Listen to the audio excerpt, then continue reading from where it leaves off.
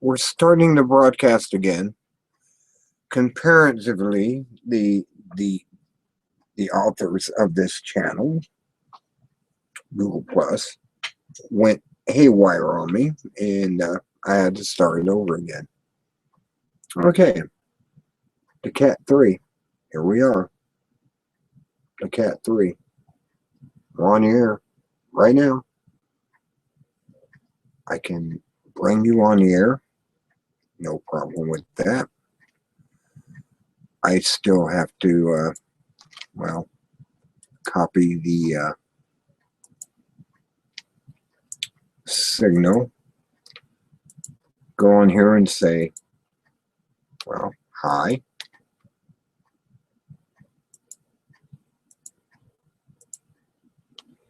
And paste you on here. It's the only way to do it. And that becomes an open mind to everyone.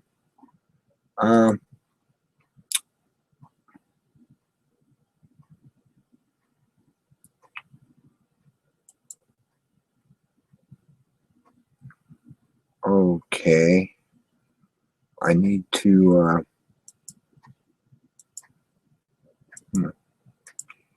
it's not working.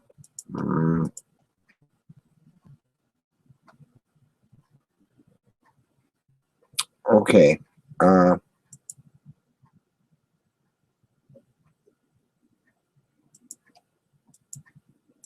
When watching, okay, you can come on the air if you want to. I'm trying to open this up to everyone, but I'm having a problem understanding my I got it on Google Plus. Okay. And guess what I'm going to do? I'm going to go to YouTube, and I'm going to go to,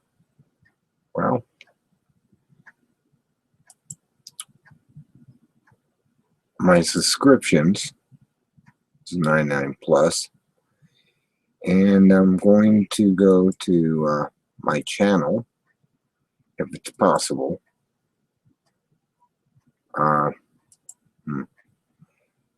My channel. Okay, I'm going to my channel. I'm going to put this on here and try to. I'm having a little bit of problems trying to, it says now, the Cat 3. If you go to my YouTube, you're able to find, Spellbinder 00. It says live now. You should be able to click on that, I guess, and come right on in. I have no way.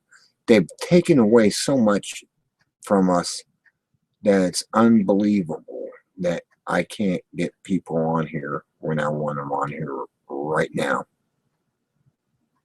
Discussion. I don't know what that would do.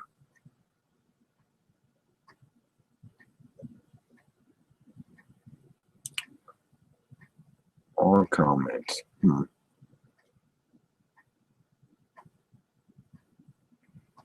I should be able to get you on here right now. And I'm having a, there it is. I'm having a real, very unusual time getting people on here. There it is. Post. Okay, you're on here. If you come on,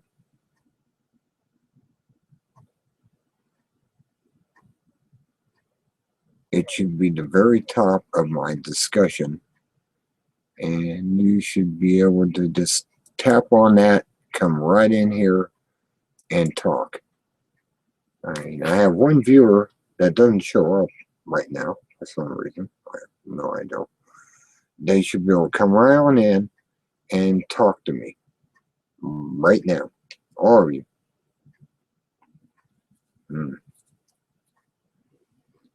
Okay, it's 8:28 p.m. Eastern Standard Time. Well, Eastern Daylight Time, I should say. So Standard Time is not winter, so it's Eastern Daylight Time. 8:28. Or look up the clock. Yes, that's what it is. 7/6 of 2015. Okay. Come right on in and talk. I want to have people talking to me. I don't know why I can't get. I have 100 and something people. They're currently watching, other shows on TV or something, and they're not watching YouTube, which I expect.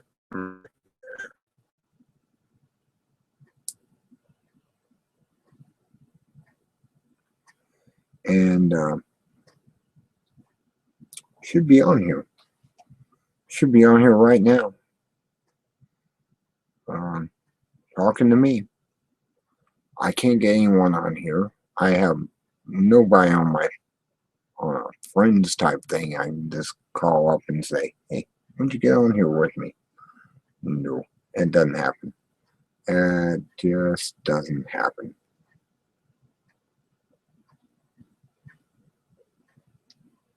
And I get nothing. I mean,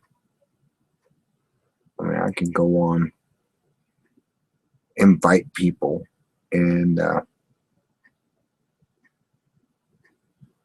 I tried to get public on here, but they just do not want me to have public. Unable to invite public or extended circles. Why? What is the major malfunction with you? They have a malfunction. They won't allow me to bring extended circles in public. I have 120 members. I got 4 customers, so that's 124. I got 3 VIPs. That makes it come up to 107. 27, and then I got 6 members. That's all, and I can't get any of them to come on here because either it's too early or something, and they're not able to respond. That makes a lot of sense, and it's I'm a crazy self, and it's the cat 3. The cat's on. Meow. Nobody knows. I can get TJ on here.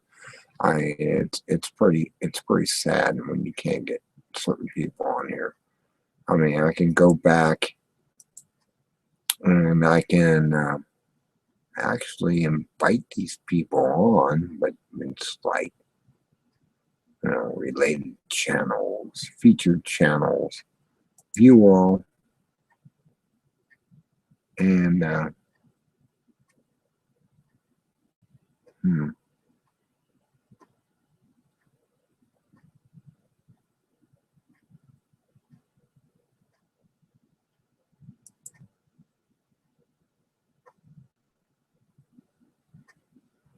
yeah, I'm not getting anything on here.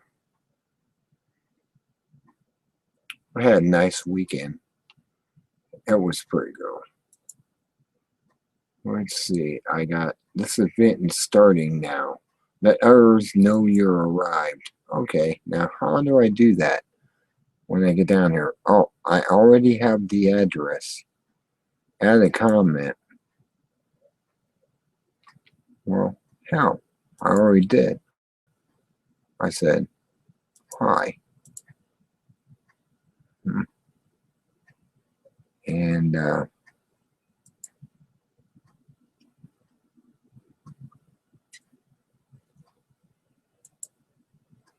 I actually already copied this, and oh, it's going to do that.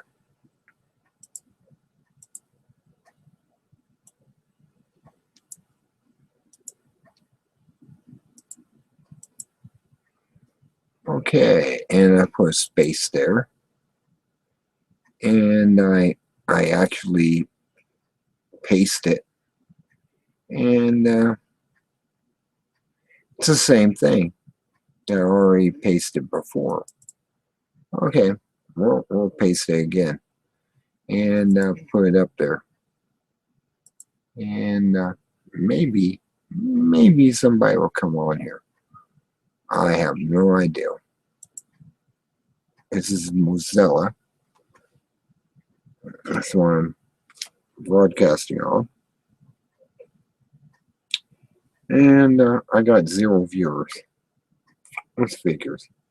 I get nothing. You guys gonna come on here, or you're just gonna stand back there, watch Sinfield or whatever, and not be part of the audience and conversation? All right. I'm shutting this down at 9 o'clock if you don't come on now. I get somebody on here who wants to talk. We can talk about all types of stuff. What do you want to talk about? What have you seen on YouTube lately? I mean, I get all these 15 horrible stories and stuff like that, and I'll sit back and listen to them, and they'll tell their story that they've come across something, and it's the guy who's telling the stories, he came across them, and yeah, man, stuff like that. But if you don't want to talk tonight, then I'll go off of here and be merrier, just going through the YouTube channels and looking for videos on supernatural happenings.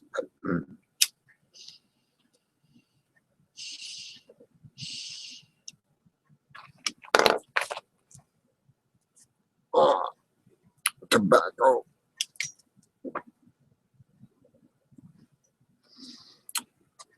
Don't want to stink up the house with tobacco. Yeah, it's tobacco. Stupid stuff. Anyways, anyone out there? Anyone want to talk? Anyone want to say anything? Come on here.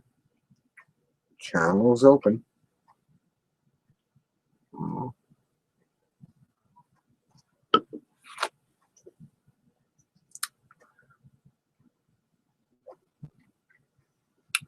You can sit there and be silent and not be on here. I had a couple of people watching. That was the only thing. They were just watching. They didn't want to become part of the conversation. I don't know if they don't have a microphone or anything of that nature. I mean, I'm using my camera as a microphone, and I'm using my earphones to make it silent so it doesn't reverb, over the internet, which is a big problem with a lot of people out there. They'll have their speakers on and a microphone on, and it will reverb, and they have that problem. But I don't know. I'm giving about 10 minutes. 10 minutes of someone to come on here and talk to me. 10 minutes. And then I'm just going to go off and go into my YouTube, suspicious, or I'm going to go into different things. Maybe even watch a movie on YouTube, because you can on here. I watched The Door last night. That was an interesting film. It was this guy who was hired I mean, I wouldn't have brought anyone over there. I told them to go the fuck home. $500 a night just to watch a door. He was a security guard. $500, $2,500 a week. And these people came over, they got in his face and whatever, and he got most of them out, except one lady went into the room. She opened up the drawer, found the key, opened it up, went in there. It was just Ron. And she, ended up, I don't know if she got killed or what. There was something in there.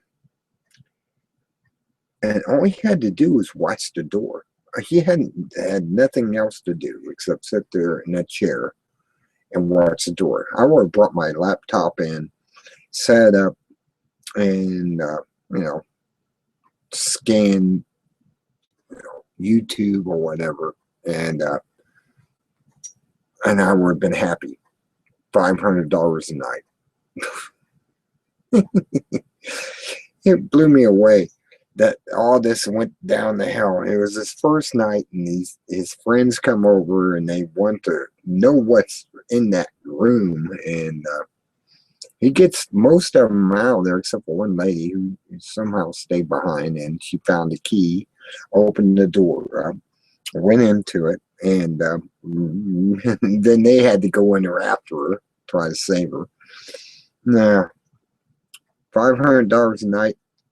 I would lock the door, not let anyone in, tell them to go the frick away, and not even worry about it. $2,500 a week to watch your door. I can do that. I can do that. I would be very thorough of watching the door. and they had a gun in the drawer. It was cut out in the shape of the gun, so the gun was sitting in there and stuff. And if something tried to get out of that door, I was be ordered to attain it or retain it, and it's stupid. $500 a night. Imagine making $500 a day or a night just watching a door. Hell, I would have done that without any problem. I would probably try to shoot the people who were trying to come in there.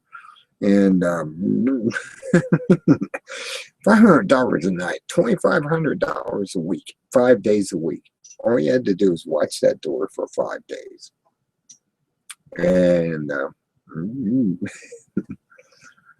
that's a lot of money. If you think about it, $500 a night to watch a door is great. I mean, anyone would want that job, and being a security guard in this movie. And it's a movie.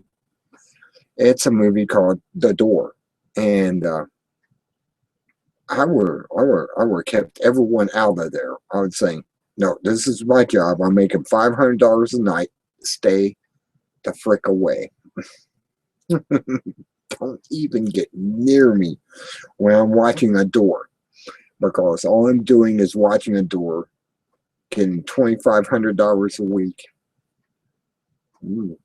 Yeah, I mean, $2,500 a week is nothing to shy at. Really. And it seems stupid what happened in the movie. I mean, he has his friends come over. They want to see what he's doing, his girlfriend and everything. She brings her friend over, and well, one of them finds the key, gets in the door, goes into whatever this warehouse is thing, and he has to go in after him. It's stupid.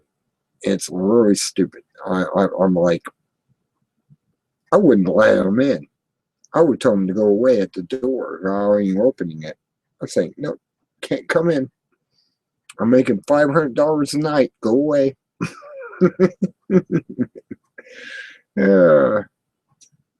Hi there, Mr. Wink, which I'll get your name here in a second. Hardy, how you doing? Have you seen the movie The Door? Just for S and G's. Have you seen that movie?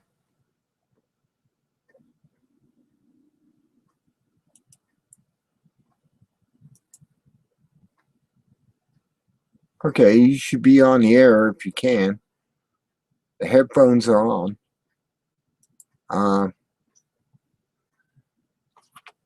You should be able to talk to me. Should. Ah, you went away. Why'd you do that?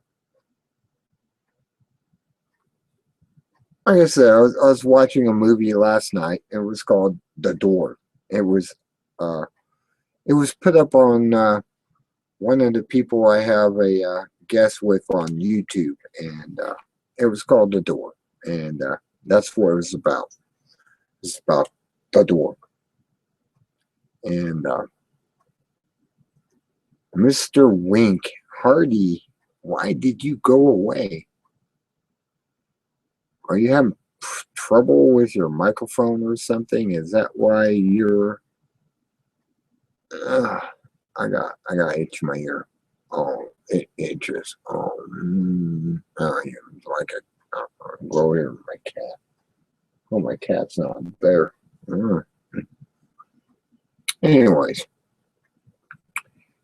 like I said, it was a movie about a guy who was making $500 a night. He just happened to run into this Japanese guy, saved his life.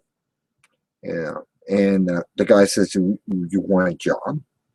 He goes, "Yeah." How would you want to be a security guard? It pays $500 a night. And it's like, sure, $500 a night. Hell, I would go for that in an instant. $500 a night to guard a door.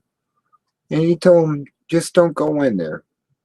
He had these, these characters come up who also worked for the company and had the guard, coat on, and they came in there, and they wanted to go in there with this coffin looking shaped box, and he's like, I gotta call my boss up. He has a number to the boss, and he calls him up, and he says, yeah, let them in.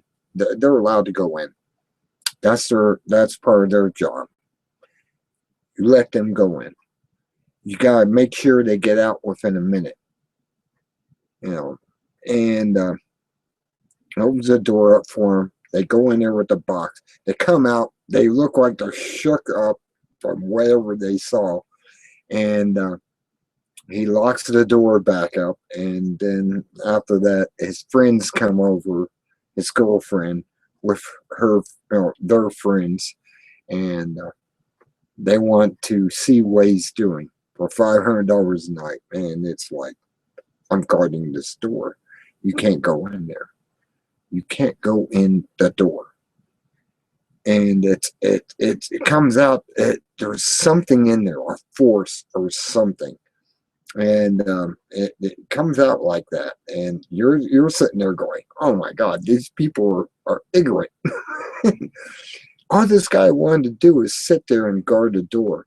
$500 a night. Well, one of the people, like I said earlier, snuck into the room.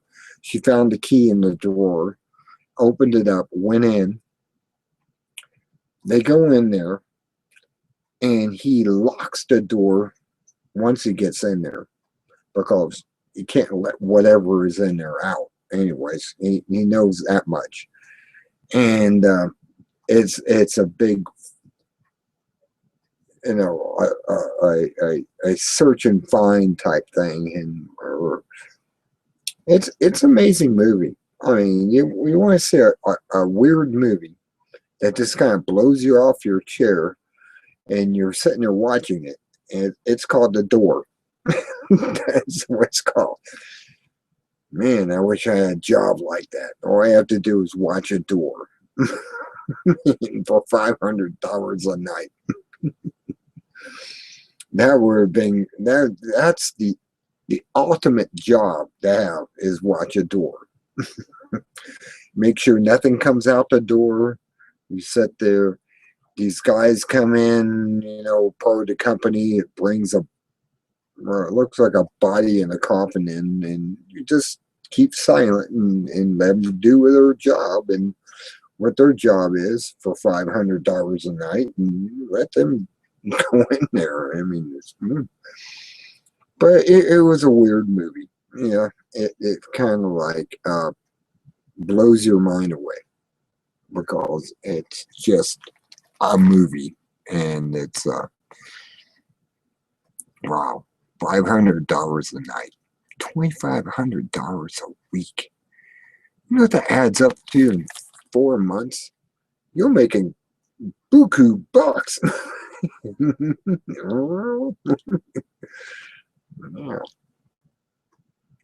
Buku bucks in 4 weeks just watching a door. Monday through Friday. All you had to do. Wow.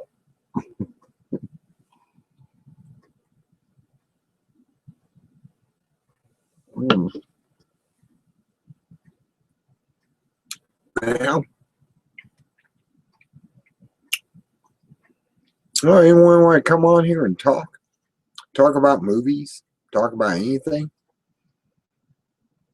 I mean, it's an open subject night. I mean, I'm just waiting for somebody to come along. I see I got 2 viewers. 1 viewer.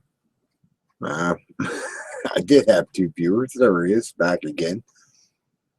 All you have to do is turn your microphone on. You don't even have to have a face or anything. Just somehow activate your microphone. It's with the little speaker command down there by where your time and date is. You click it, and it will say playback, and you want to turn the playback on, which is your microphone, and you're able to turn that on. I mean, it's really not that hard. It's an easy adjustment here. I mean, I go, it says playback devices.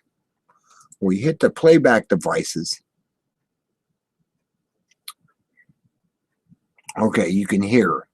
Now go to recording at the top, and it'll have microphone. Either what I'm using is my webcam, and turn that on.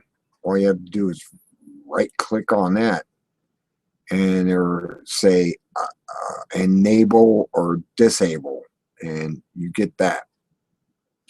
Okay, that's how simple it is. It's really simple. If you have a webcam on your laptop, even, you can do this. If you even have Vista or XP, you should be able to turn that on and be able to turn on your microphone on your laptop if you're using a laptop. If you're using a well, what I'm using is a desktop, or you can do that once you plug in your camera or your microphone. They have a little port that opens up in front of the computer, and you can plug in your microphone and be able to talk. It's that simple. You just got to turn it on with the little speaker icon there by your time and date. You should have something that's like an up arrow, which is something, a flag. I mean, this is Windows 7s. You have your power plugged in. It says I'm plugged into a cord. It has your internet connection. Shows kind of like a triangle next to a screen. And then next to that, you have a speaker, which looks like it's putting out sound. Okay. Are you on here now? Can you speak to me? You're winking at me, Heidi. Or Hardy. Hardy. Excuse me. Heidi. Hardy. You're on here. You're actually on my network right now. All you have to do is talk. All you have to do is fix up your, like I said, you have to right click that speaker symbol if you have Windows 7. I know it's different for others like Vista and others, but you have to right click it and then go to, well, I'll tell you exactly how to get on here. I know you've been on here before. I know you know. It's record devices. Recording. There you go. You dropped off again. It's record devices, and it will give you symbols for a microphone like mini cams or you know, like what I got on here, my camera. I'm using the microphone on my camera. And you can come right in here and talk. You can talk right now. It's not that hard. I don't understand why you're having so much difficulty. I really don't understand how people have difficulties on this.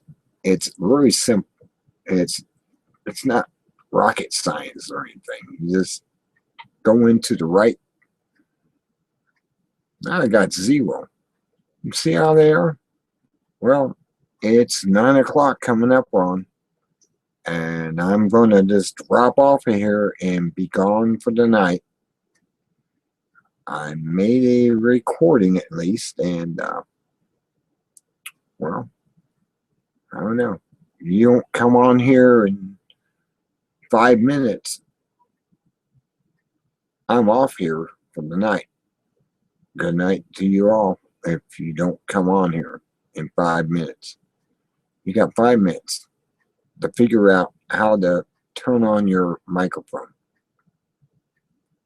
and come on here. I mean, I had Hardy come on here twice. He seemed to be on here. I mean, his icon was on. I don't know why he couldn't talk. I have no blocks or anything, so it's not my side. It's all on their side. And you can come on here within 4 minutes and before I turn off, because I'm not getting anything. I have nothing. You know what that is? Yes, it's Iron Man. I have nothing. And I like using that because I have nothing. And I tried to get a hold of you, tried to talk to you, try to get you on here and say hello, at least just say hi or something, and you're on here. But if you don't get on here in 3 minutes, I'm going to go to bed. You want to keep me up? Get on here. We can talk about anything. I mean, it's open subjects. You can talk about whatever. Ghost, supercomputers, anything. Whatever you want to talk about. Yeah, ICBM mission.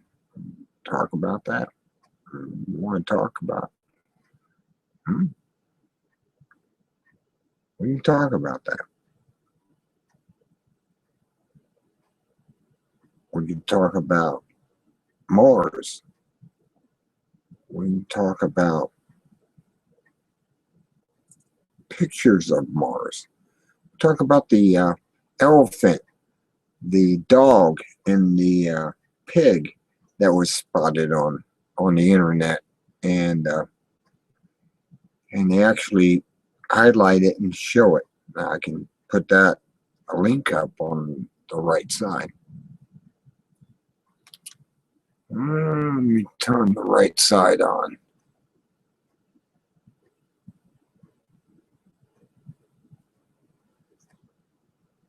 Okay, Hardy is one of those people that are South Korean, maybe Chinese, who can't come on because he can't talk. I've ran into him before, and I know that he says he doesn't have a way of talking on here. If he did, he'd probably be talking in Chinese or South Korean or something. And yeah, I understand that. I've ran into him before. I just wish you could communicate somehow.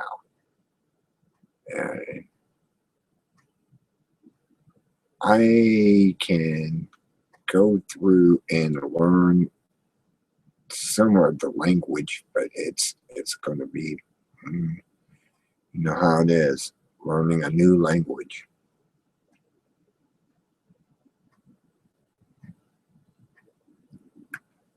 Okay, my chat group is open. You can talk on the chat group. Chat group is the little green box up on the left side. You turn it on and you can type in, enter chat message or link here, and you can talk. That's the easiest way that we can communicate, because it can be interpreted through Google, and Google owns all this. So, you know where we're at. It's all Google.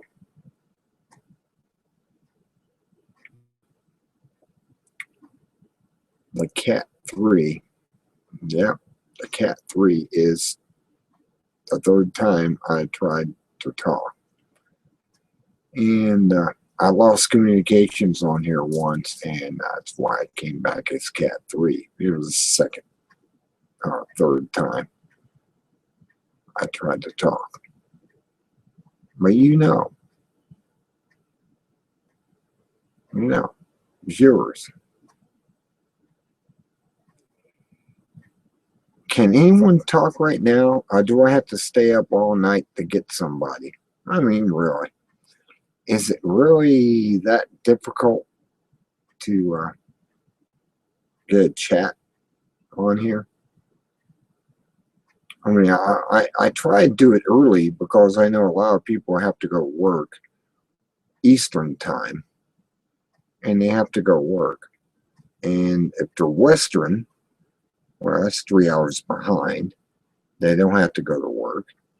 And if you're in England, well, hell, it's 5 hours ahead. So it's 9, 10, 11, 12, 13.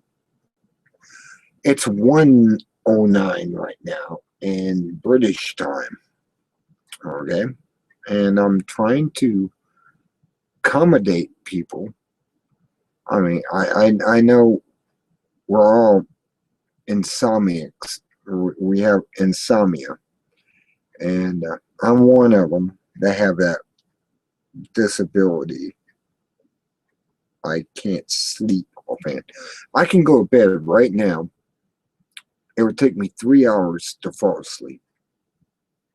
Insomnia. Yes, I do have insomnia. I have an insomnic condition. The only way I can go to bed early, if I go over, now if I'm drinking beer or whatever, it will set me off to go to sleep. I have to go and take melatonin. And I take melatonin. That makes it within an hour I can go to sleep. And it's really, really horrible. Insomnia is a horrible disease. It's like you're so wound up in everything, you can't unwind. I used to unwind by smoking marijuana. I could take 3 hits of marijuana, unwind within a half hour, and be able to go to bed. Well, since I can't get that, I don't have that particular medication, and I don't want to take these artificial, mixing a test tube in here, drink this. No, I don't want that. I will smoke 3 hits of marijuana and be able to just fall asleep within a half hour. Oh, it's awesome. You wouldn't imagine how marijuana works. It works fine. It's a natural uh, sleep aid, if you want to call it that. It mellows you down. You unwind quickly, and you're able to go to sleep. And you wake up, well, within 4 to 6 hours. I mean, I've had a point where I can only sleep 4 hours a night anyways, even if I stay up for 3 hours, waiting to fall asleep for 4 hours. And I have this weird dream that I cannot sleep. It's a dream of life. It's like I only sleep for 4 hours. I take melatonin, and yeah, I can do almost the same thing with melatonin. I get about 4 to 5 hours sleep. It wears off, and next thing I know is I'm wake up and I'm laying there, rolling back and forth, and I can't go back to sleep. I might as well get up and do my day. Until I'm groggy-ish, I can't sleep. And I don't know how many people out there have this same illness of insomnia, and where you just can't sleep over 4 to 5 hours, and you're like awake, and you gotta get up. It's like, well, what the hell? I mean, yeah. So let's talk about insomnia. Are you insomniac? You have a problem sleeping as well? What do you do to help yourself sleep? There you go. There's a topic right there. And I'm bringing the topic up. I just need some people to talk to about the topic. Insomnia. Do you have trouble sleeping? Getting to sleep? Going to sleep? Wanting to sleep? And do you have a problem? Let's talk about insomnia. Please. Somebody. Anybody. I can get on here. You can get on here. I don't know how to get you on here. I mean, I can actually put the address on here, and hit return. There you go. It's in my group chat. Open up group chat. Come right on in. Talk to me. Tell me how you deal with your insomnia. I mean, I can be up to 4 or 5 o'clock in the morning before I feel sleepy enough to go to bed. It's very scary. It really is. I mean, I'm like, how do you deal with this? If you have insomnia where you can't sleep, you have some. It's like I can stay up for hours. I can drink for hours and not get sleepy enough until about 5 or 6 o'clock in the morning to fall asleep. And I start in the afternoon. I start drinking, beer, wine, maybe a few shots of vodka or something, and it just doesn't put me down. It doesn't put me to sleep. What do you do on a conflict of that? Really. I mean, I'm awake. I almost feel like the kid from X-Men 2 or X2, where he doesn't sleep all night. But he's there to wink and make the channels change. Well, I don't have that ability, but it's similar to that. It's like I really don't sleep. And I have to take melatonin. Uh, I do other things I can. I used to only take 3 hits of marijuana and go right to sleep. And I would just asleep I am after 3 hits, three puffs of some good smoke, and I'd go right to bed and sleep. I'm able to get my nightly 6-7 hours easily. But since I've lost my contacts on all this, I have nothing, and well, I'm insomniac again. I have insomnia. It's weird. Weird to be insomnia. Nobody understands, I guess. They're understandable, knowing what one goes through, who can't sleep, who stay up and just are wound up all the time. And like I said, I used to have a method to treat myself, and I'm not going to take artificial sleep aids. Oh no, those things will cause you to be like SSRIs or something. You know, want to go out and kill people and kill yourself and stuff. No, I'm not. I'm not going to play that game. I'm not going to play the SSRI treatment. No, that's stupid. That's their insanity and make money. I wish I was making their money. $100 million a year. Must be nice. Must be nice to make $100 million a year.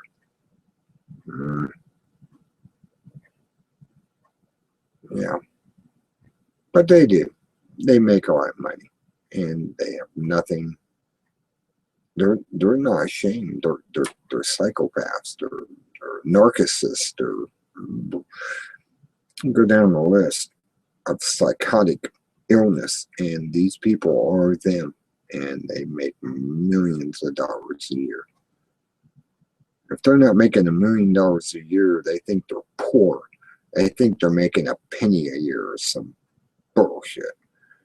And it's really that they're making more money than they could ever spend in a lifetime. And it really makes me mad. I've always looked at it that way. And here I am suffering an illness because they're out to make money to kill me on that illness. And well, as long as you keep taking this and we're making billions of dollars a year, you die, there's somebody to take your place. Okay, want to play that? Yeah, they always want to play that. They always want to play that game because they're psychotics, and they're beyond psychotic. They need to be in a fucking padded cell. The people that come up with this crazy treatments. I mean, you watch it on TV, you'll see that everyone who takes these SSRIs, these other psychotic drugs to cure them of their depression, it always has a bad thing at the end. I'm glad they passed that law. They had to expose that. And that was something that needed to be done. Or people would be taking this stuff like candy and going out and killing everyone around them and themselves, hanging themselves and everything. it would be mass murder and suicides. And they put it out there on TV. And it's like, what? I'm going to go to my doctor tomorrow and demand I take these antidepressants. I'm going to go to him and say, I want these antidepressants. I want to commit suicide. I want to kill people. And you get that insanity. And it's like the guy that did the shooting in the church in what, North Carolina, or was it South Carolina? He went in there, sat down calmly, waited an hour into the sermon, and then got up and started shooting 9 people across the entire church. Where you see him later on,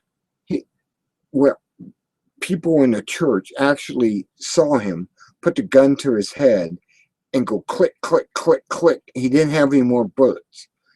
He was a suicidal plant put in there. I mean, MK Ultra come to mind. Yeah. MK Ultra. When you see him later on, when he's in front of the cops behind him and he's standing there, he has no expression. He has nothing. Why? Because he didn't finish his mission to kill himself. He was supposed to blow his own head off and end the mission. This is all about gun control. Has nothing to do with anything else. It didn't have anything to do with black church or anything else. It had everything to do with gun control. If they can go in there and kill several black people who are automatically on the edge of gun control themselves, do you understand what went on? I do. I see a MK Ultra agent program to go in there, blow his own head off, and when he ran out of bullets after 9 people, he went and click, click, click. I mean, the people in the church said that. They actually said that he tried to blow his own head off, but there was no more bullets in the gun. And it was automatic programming. And when they took him in, what did he do? You look at him. He looked like he's halfway dazed in a hypnotic state. There you go. That's what happened. That's what's going on. This is what they're doing. They're trying to take the guns away from the American people so they can have the guns. You already seen what police do. Shoot first, ask questions later. That's exactly what the police do. They shoot first, ask questions later. And well, you're going to play that game. You're going to go along with that. Is that going to be the game that you play with? And you end up and your family are shot by police that come in and shoot your dog and then shoot your children and stuff. I mean, they're on SSRIs, serotonin rehab inhibitors in their minds. Okay, you go along with that. A lot of these cops are on those very drugs that this kid was on. He was on many other drugs. I mean, they found a perfect, candidate, if you want to put it as a candidate, to go in and do the job he did. And now you're going to allow the cops to continue on their way. I mean, they get let off. Well, he was on these psychotic drugs, and it's understandable they shot this kid 15 times in the head and stomped it into the ground, and it's okay. Yeah, it's all part of the serotonin use of these drugs, these Prozacs, and it's okay. Okay, if you agree with that, then you agree with everything evil on this planet, and you're part of it. And I hope you're happy that you're part of the evil. I'm not part of it. I'm like, I think these cops, that go out and shoot people innocently should be put on their knees, a sawed-off shotgun to the back of the head, blow their head, clear off their body, and end their misery. Because apparently the SSRIs have done their damage anyways, and they're unretrievable after they've taken these poisons. And well, that's just the way it should be cured with. I mean, when you have like this kid, he should have killed himself, but he didn't. Guess why? Because he ran out of bullets.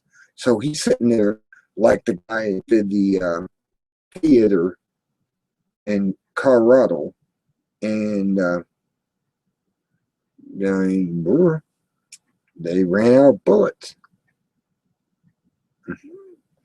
You ran out of bullets. What do you get?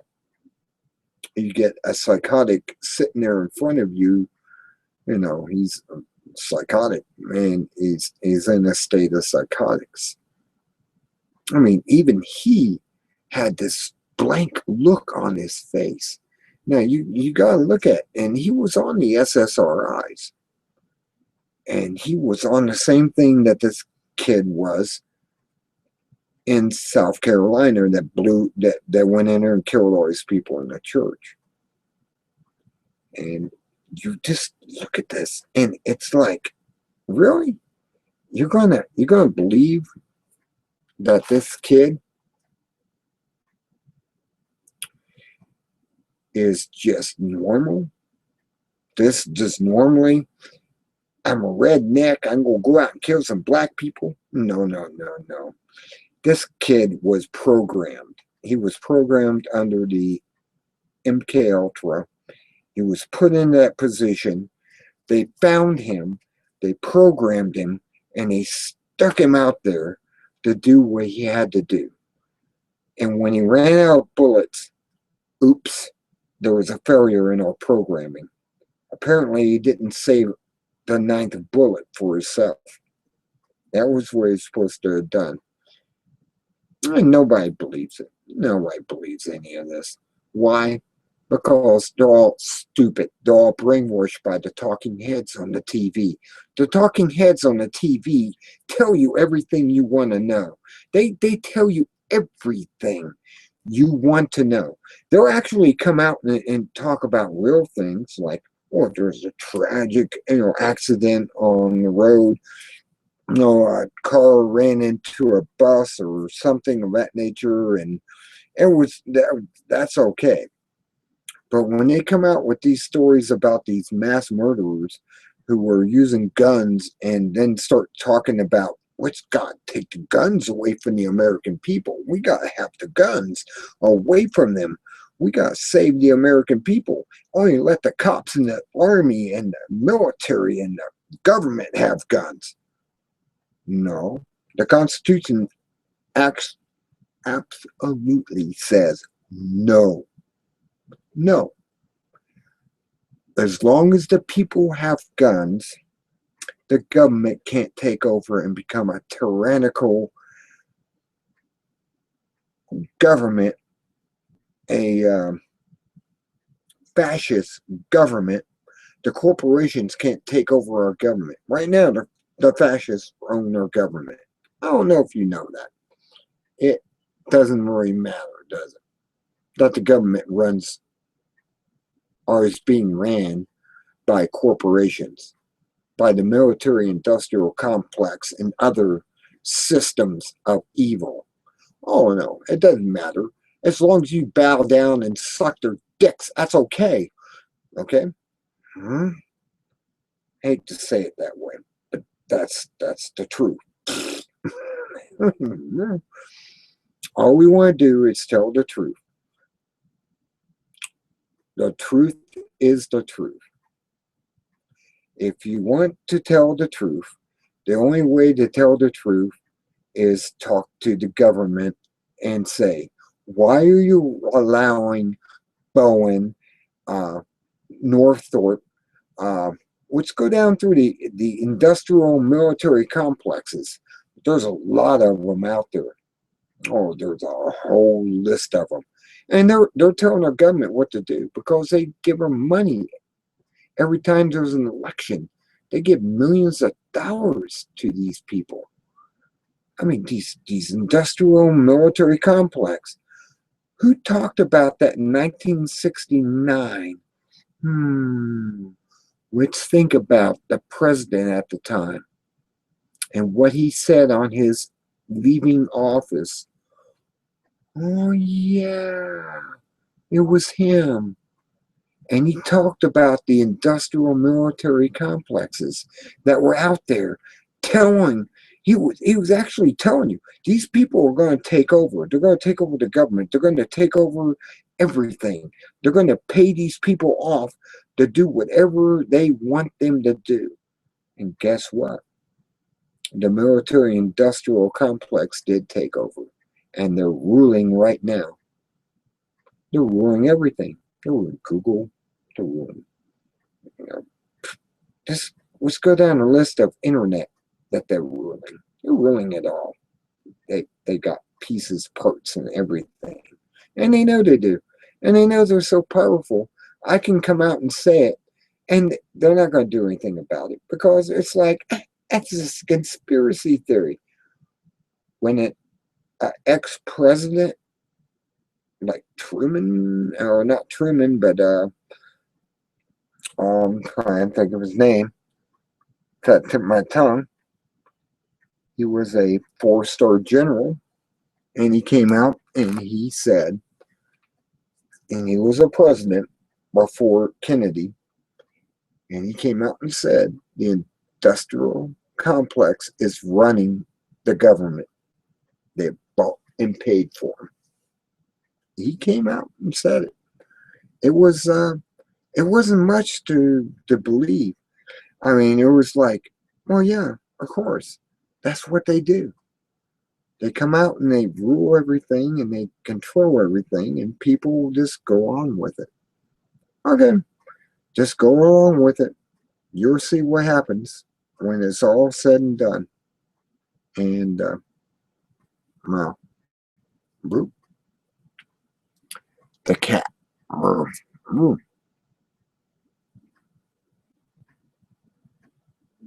The cat tells you what's coming down the pipe.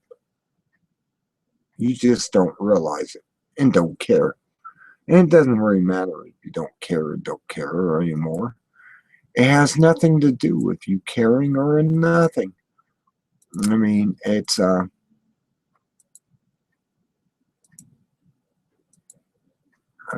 can go customers, I can go followers, I can open up the public, but public won't be invited. Nope. Get out public. You may enlighten people to understand. Well, no, I can't let them understand. Yes, it must be something.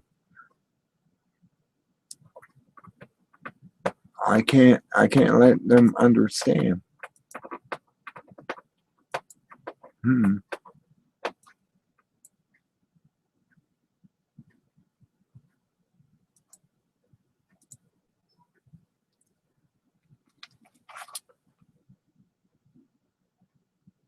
And nobody's allowed to understand. We're not allowed to understand what's going on in the world today. It's been kept a secret for so long, we're just not able to see it. There's too much on.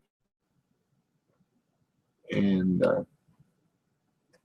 like the first night, that's what's on right now. I look at and I go, wow, the first night. What does that have to do with anything? What does 9 to 5 have to do with anything? Die Hard 2, well, it was interesting, but X-Men 2?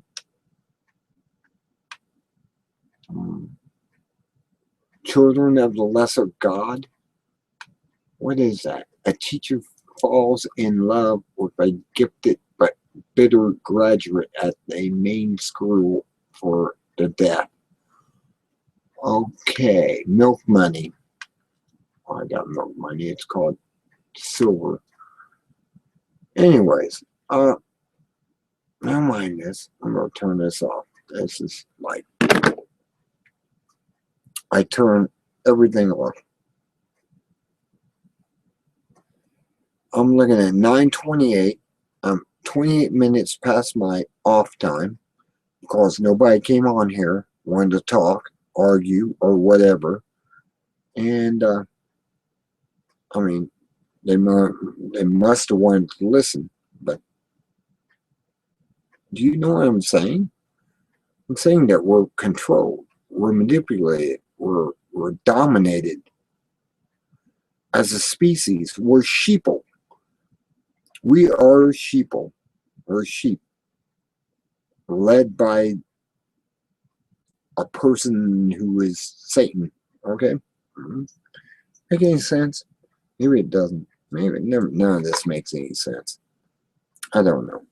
I don't have everyone on here saying yay, nay, or maybe, and that's where I'm standing at. Yay, may, or maybe. There's my cat behind me. Look at her. She stands back there and cleans herself constantly because she knows she's in a polluted world of evil. And, well,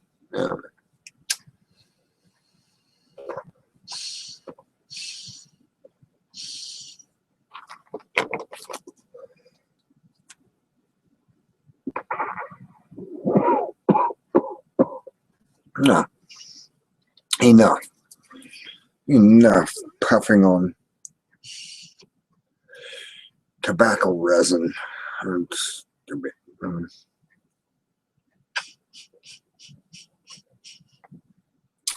There's my cat behind me.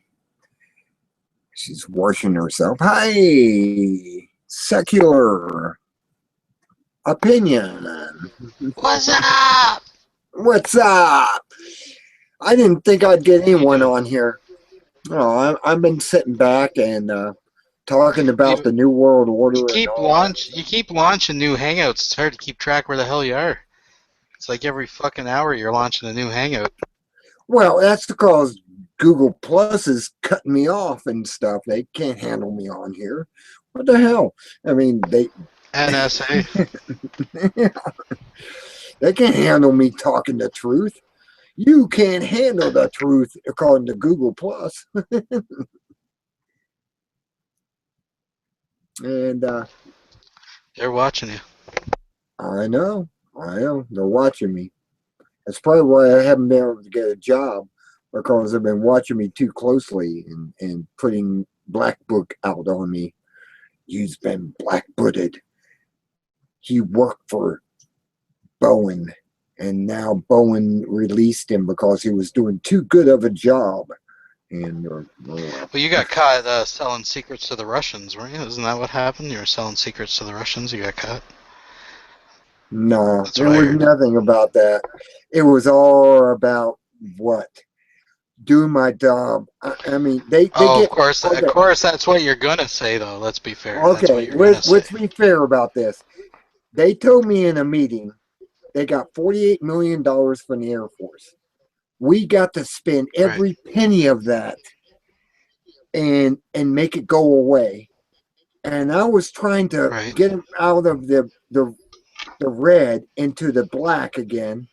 You know, they were in the red, and I wanted to get them back into the black on what I was doing.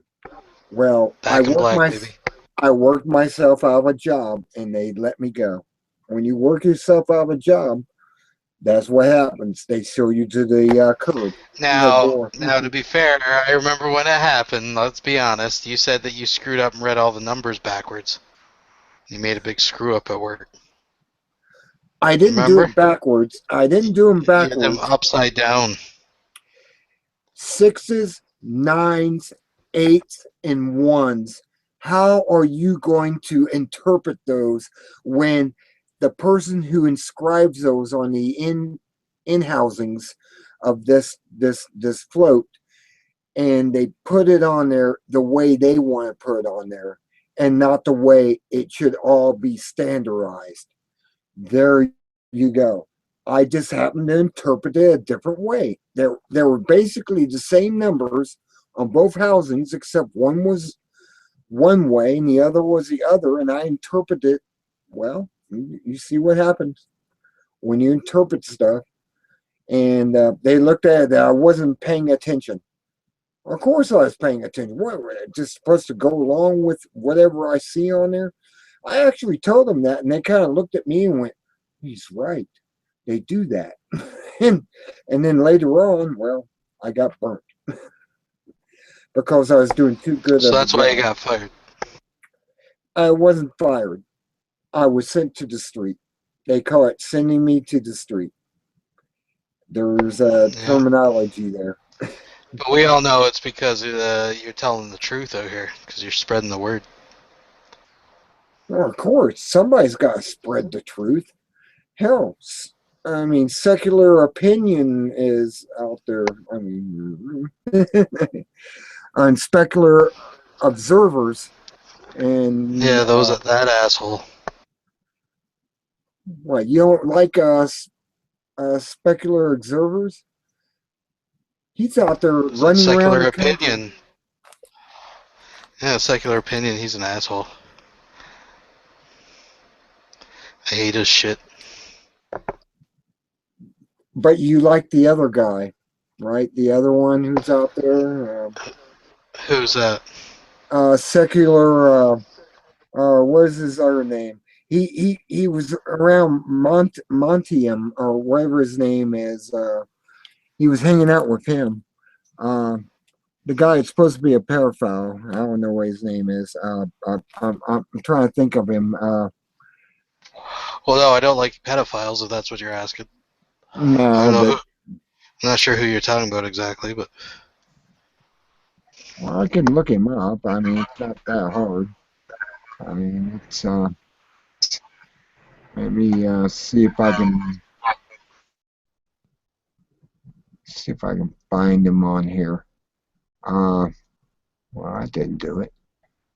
There we go. Yo. Oh, shoot. I'm going to have to open up the other. Okay. Never mind. I'm going to have to open up another opening here.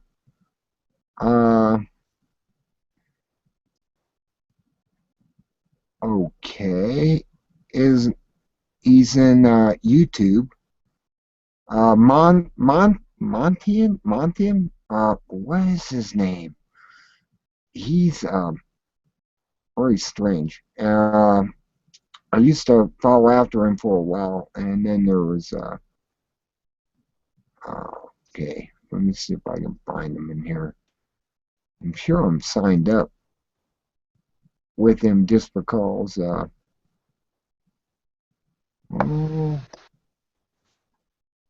let me open up another page. Um, News busted. Oh, Dutch Sense. Now, Dutch Sense. Do you agree with Dutch Sense? I don't really watch the guy. I don't. I mean, I know he was into harp rings and all this kind of stuff. I don't really pay attention to him. Oh, okay. So you're not really into Dutch. Okay. I mean, he's the one who was with the other Tell guy me with more the about that pedophile. asshole. Tell me more about that asshole. Secular opinion. He's not an asshole. I actually like secular opinion. He gets on there. He travels around the country in a mobile home with a telescope and introduces everyone to astronomy. I mean, really. I mean, he's not that bad a person. He rolls across the country in a mobile home with a telescope and teaches people about astronomy. Yeah, you didn't know that? No, I didn't know he was shooting them out of a mobile home, traveling across the country. Eh? Yeah, Where's he some goes. places that he's been? He's been to Denver. He's been to L.A. He's been. I can go on the list. I mean, he's been all across the country, and he does this stuff. And he's known as secular opinion. I mean, I can. Does he Let's give see. it? Does Go. he give his opinion? Is that what he does? Well, he gives every morning. He has another guy doing it while he's out on the road that comes on every morning at about 6 to 7 a.m. and gives the report about solar activity and all that stuff. I mean, Huh, sounds interesting. Been watching it for years. yes, suspicious observer. He just had one this morning, the magnetic storm watch. No, wait, no, SPF. yeah, we were talking about secular opinion. I was talking about that jerk. That's what you said it was. Travels around a mobile home with a telescope. Oh yeah, he does that, and he has a friend who does his website while he's on the road, and he's out there and about. I mean, there's all types of stuff. You never know when you're going to run into him, eh? He might be in your neighborhood. You never know. Never know, but he's always there with his telescope. He has a 12-inch Mobile. refractor, and he He's goes got a out 12 and in. 12-inch. It's a large Wow. mirror. It's a light Wow. bucket that he has. I call it the light bucket because anything over 10 is a light bucket. I mean, it can see galaxies and stuff, and he puts that out, and it has a drive on it and everything, and he basically shows people the sky and says, "Here you go. This is the sky." He also believes in the thunder people, the ones who believe in the electrical universe, and I agree with that too. Everything's electrical. When a comet comes into our solar system from outside, it has a different charge, and when the solar wind hits it, it lights up, and it becomes a comet. It puts off a tail of ions. It's not a tail of water or whatever the stupid scientists have been saying for 200 years. It's actually ions trails. It's electrical. It's actually an electrical universe. They're able to prove that Mars, with those giant canals they have on there and stuff, was when a planet got close to it, it discharged it onto it with lightning and cut those canals into the planet Mars. And that's why Mars has these giant canals. You don't think that maybe at one time there was like water irrigation or something? Like just Oh, kind no. of natural water canals? Actually, they're saying the Grand Canyon was also done the same way. It was electrical discharges that cut that into the ground and created a river down deep. And they've done experiments with electricity where they were able to prove it using a high-powered discharger like Tesla coils and discharge them and come up with the same exact formations that we're seeing on Mars and on Earth. And it was done the same way. It was electrical By discharge. electrical discharge from what? Another planet, you said? Something like that? Yes, there used to be planets. Even Venus used to orbit around our solar system. It may have been the one that Well, did Mars. Venus still does. Well, Venus is trapped in an orbit right now, along with Mercury. Yeah. And Oh, you think it floated around free, like just bobbed around wherever it wanted at one time? at one time, and then it got too close to the sun and got caught in one of the rings of gravitation that kept it there.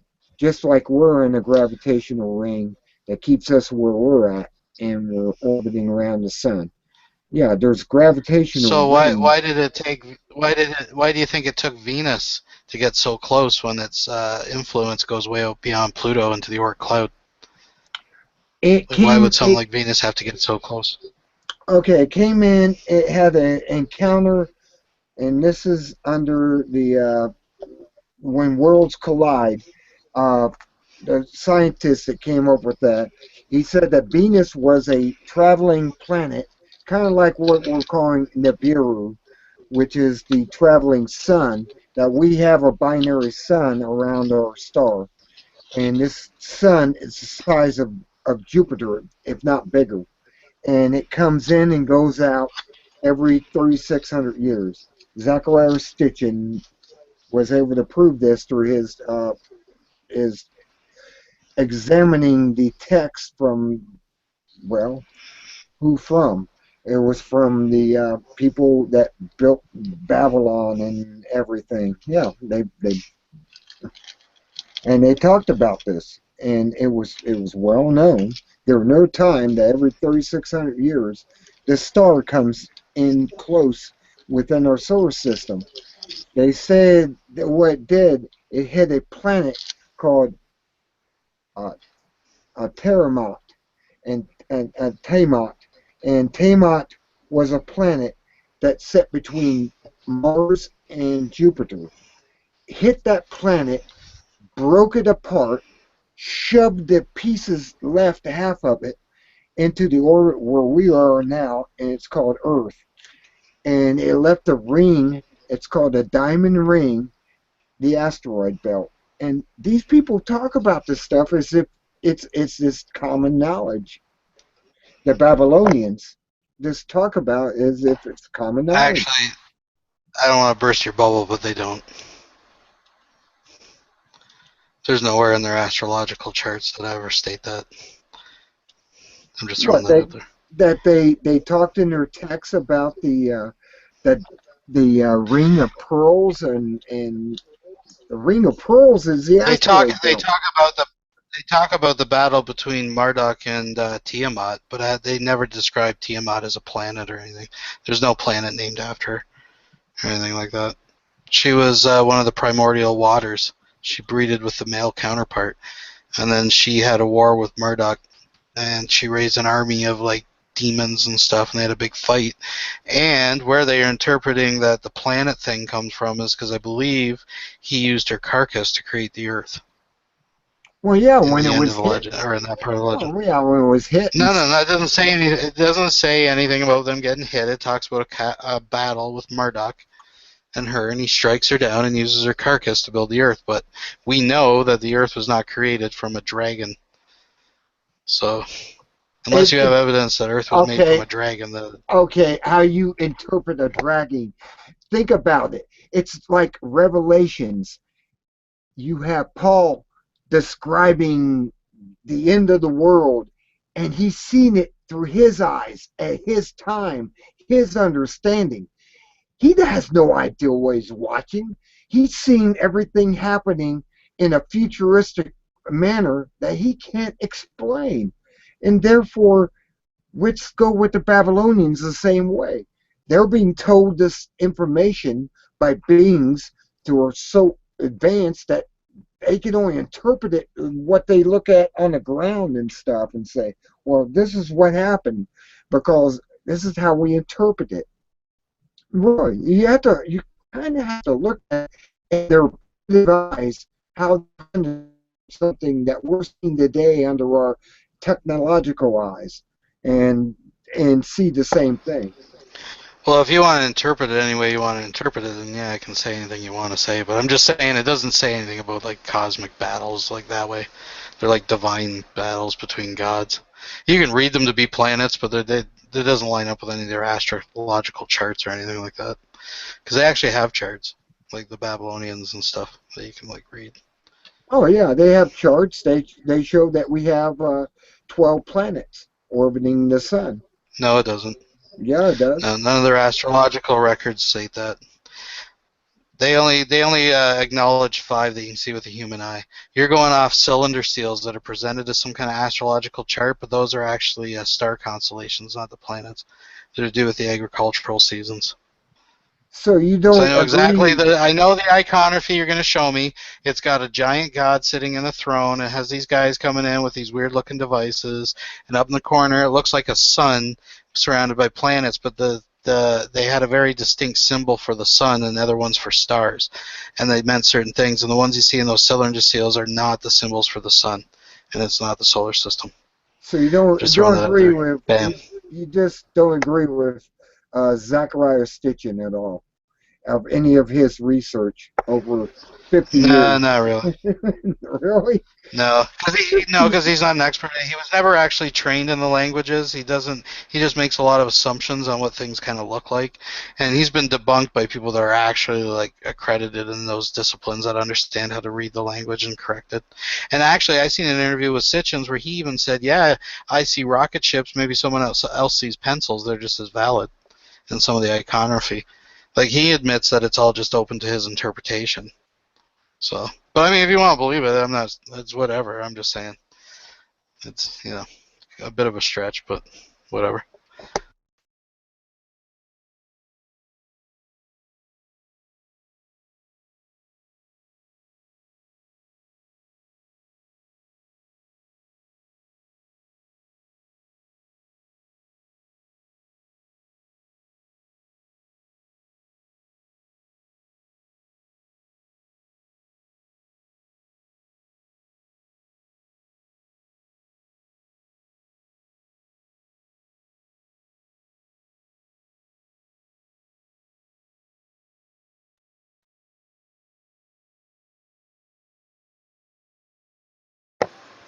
I think we lost Spellbinder.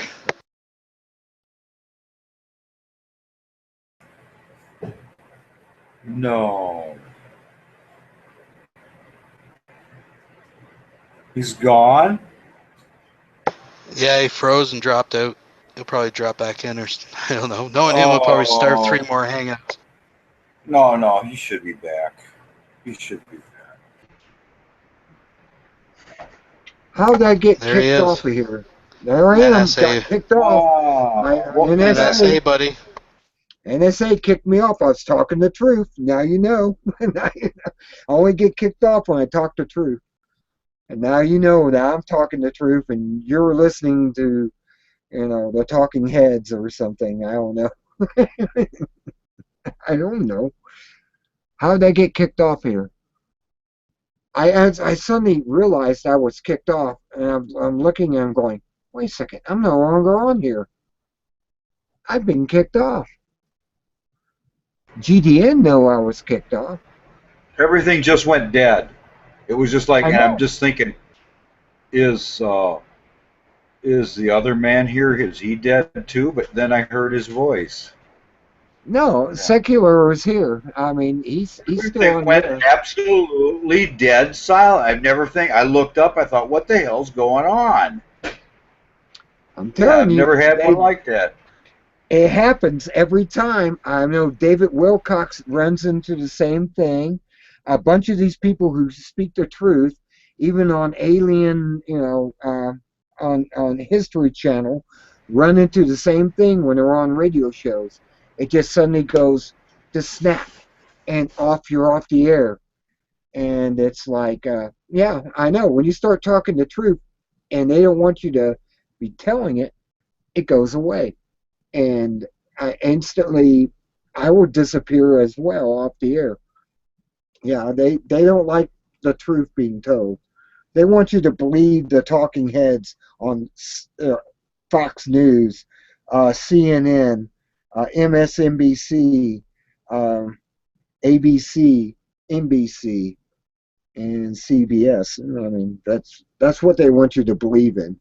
They don't want you to believe in anything that's outside of their control. My God, you may know something if you understand. It's one of those things they don't want us to tell people about. And David Wilcox is one of the people I know.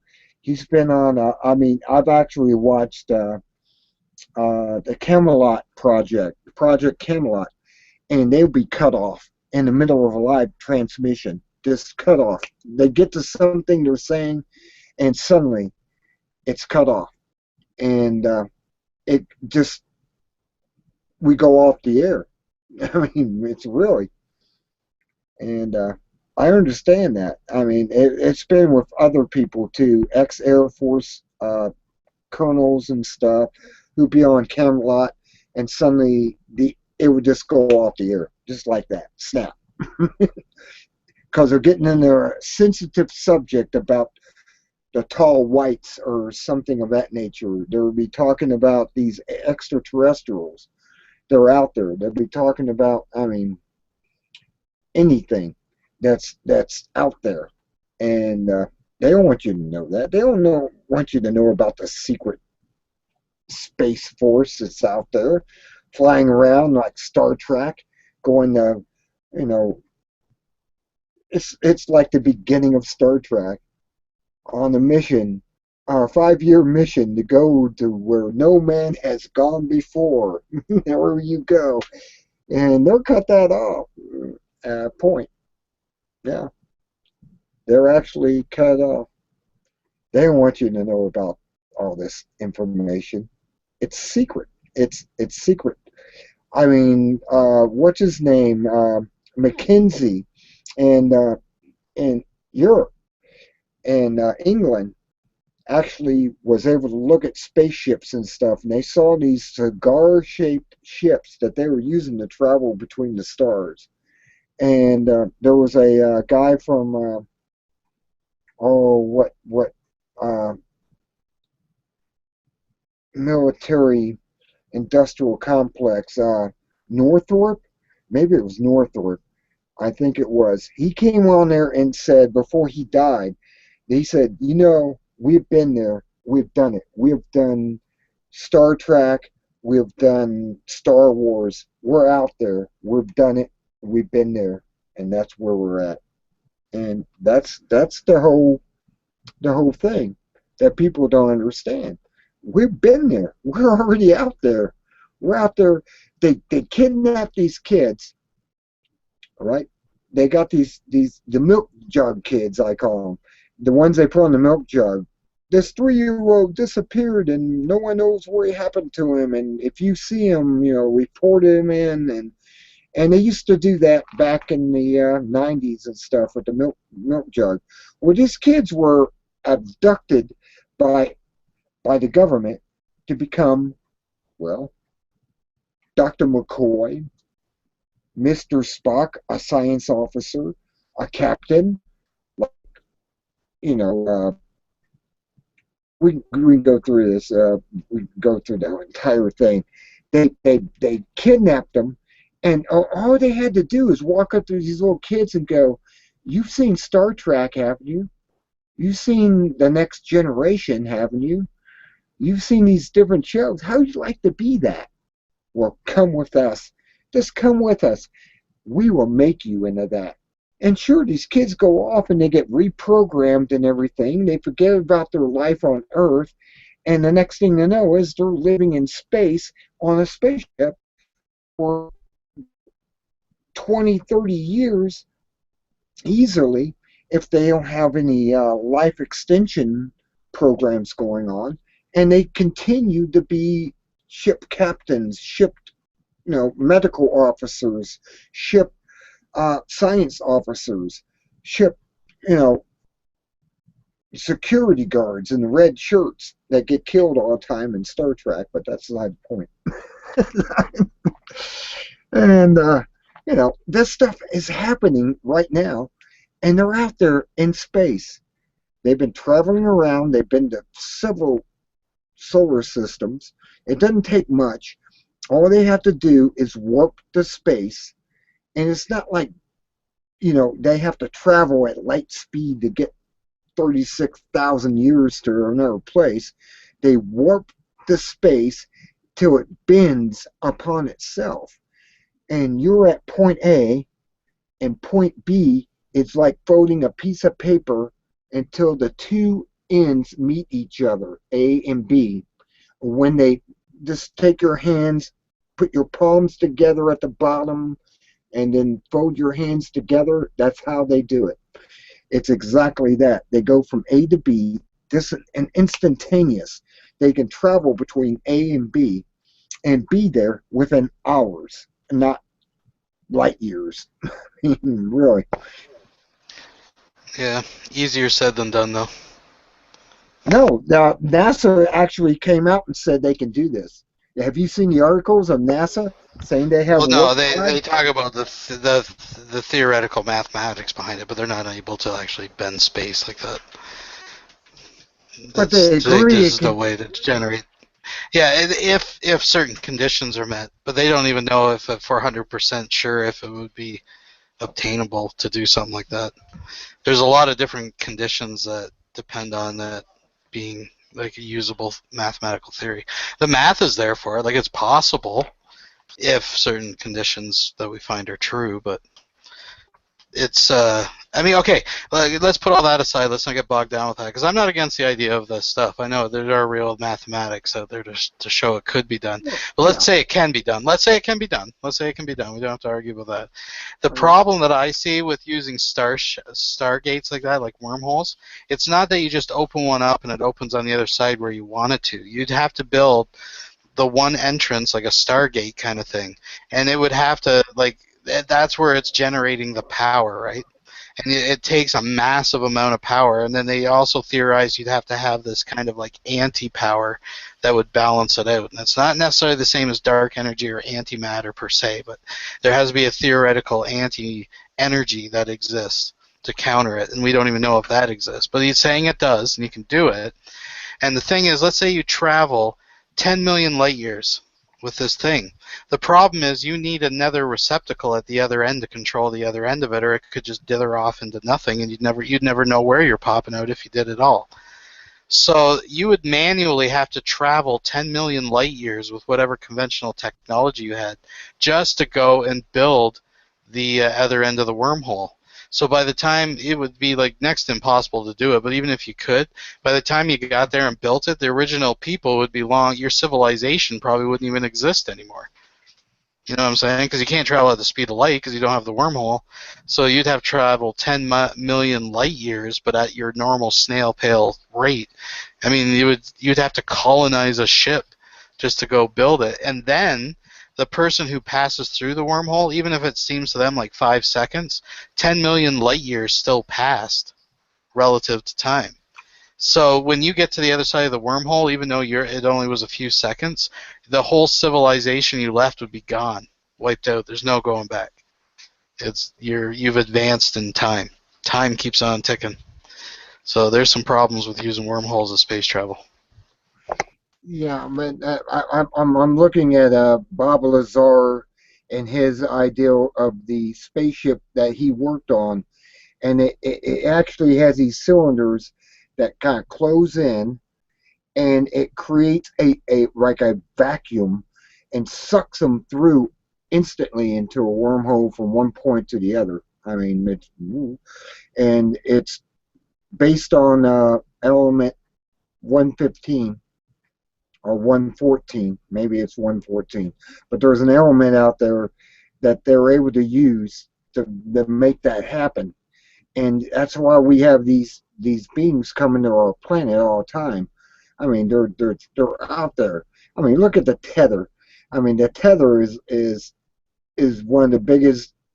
You know, they're showing this tether that broke off from an experiment they were trying to do, and these ships were pulsating going behind it. Some of them were 5 miles in diameter. These are big ships, and they have these ships that are disc shaped, and they're I don't know if they're just maybe in our solar system type beings, or they're extra solar system. Maybe they're from other solar systems. We don't know, because it's so fantastic to even comprehend that this mathematics is out there, which is being proposed by what's his name? He used to work for NASA. Trying to think of his German name. He Einstein? No, not Einstein. What was the guy that was working at NASA? The rocket dude? No, it was a guy who was a reporter for NASA, and Oh, Dr. von Wienersliden. no, not von Wiesenstein. No, it was Von Wienersliden. no, you know what I'm talking about. It's the he's been on several times onto Project Camelot. He's been on there along with John Lear and the rest of them. Oh, God. Oh, of course. If they're on Project Camelot, then they must be reliable sources. I can just imagine. Well, they actually bring up a lot of great information, though, and to think about. I mean, even if it's true or false, they actually have something. I mean, really. I mean, you know that. I tell you what, you get a gray, we'll get a gray, we'll put it right in a chair, right on a hangout, show everybody, then it'll be done. We can just do it. We can ask them all the questions, how they do it. Well, you wanted to know how the flashlight works, and you know, I've just watched Ghost Hunters and stuff, and watched them use the same technique, and the light comes on command. I mean, it's like, wow. I mean, there's something to think about. Why does that flashlight just come on when I ask a question to a spirit that I'm talking to, and I'm able to come up with names by just, going through the alphabet, and it comes on when I hear a certain letter in the alphabet, and I go, okay, we got the first letter of a name, and I go back through again and again and again until I get an entire name. It's a yes and no type system. It's almost like the Ouija board, except it's a flashlight, and it's very weird that you can contact spirits that way and bring them on. And I'm fascinated by that. That actually fascinates me. I have many of the devices that they use to ghost hunt. I just don't have a group to go out with. If I had a group to go out with, If I lived down there, I'd go out with you. We'd videotape it, and I would be like the skeptic of the group. We'll get like 3 or 4 guys together, just like the show. You guys can ghost hunt. I'll sit back and be like, well, but I'll go out. I'll go out in old haunted churches and stuff. Set up cameras. Oh, it's cool to do that. I mean, I actually love those shows because they actually go out and they look for these things. I mean, the guys that lock themselves in the what are they called, the ghost hunters, I guess is what they're called, and they go and lock themselves in these places. It's like, I'd never lock myself in a place. I want an exit if I'm going to be in something like that. And they had actually a brick fly across the room and boards and stuff, and they've been there and recorded it and seen these phenomenal activities happening. And it's just, I don't know, it's something to be aware of, that there's orbs out there. Yes, I've seen the orbs. I've seen orbs down here where I'm at, and they'll come flying by, and it would be like a bright light that just comes by me, and I'll sit there and catch it out of the corner of my eye and see it go flying by, and it's in a hurry to get wherever it's going. But I have a graveyard not too far away from us. It's a family graveyard. And I'm almost wanting to go over to the people who built their house next to it and ask them if they had any phenomenal activity. I'm almost that, and say, have you had any paranormal experiences where you live here in this new house? Because you built your house right next to a graveyard, a family graveyard. And I'm just wanting to know. I mean, I never went to ask them. It's kind of like, it's one of those things like, should I really, stir up the beans on something like that? Maybe they've experienced. I mean, their house was up for sale, so I'm wondering if they're having paranormal activity or something, because they put their house up for sale at one point, and I don't know. They have kids and everything, and that can feed these entities and give them power.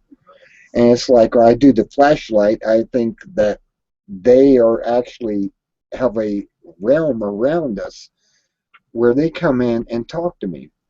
I know it's a female.